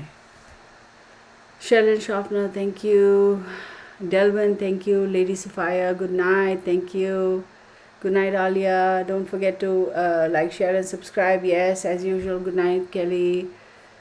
So I'm going to call it a 10-4, y'all. And the moment I call it a 10-4, I'm going to be out of here because wait, no, I thought I posted that comment. Oh, duh. I have to wait for 30 seconds myself. I forgot. There we go. Good night. 10-4, everybody. Take care. Much love to you. Thank you for your patience.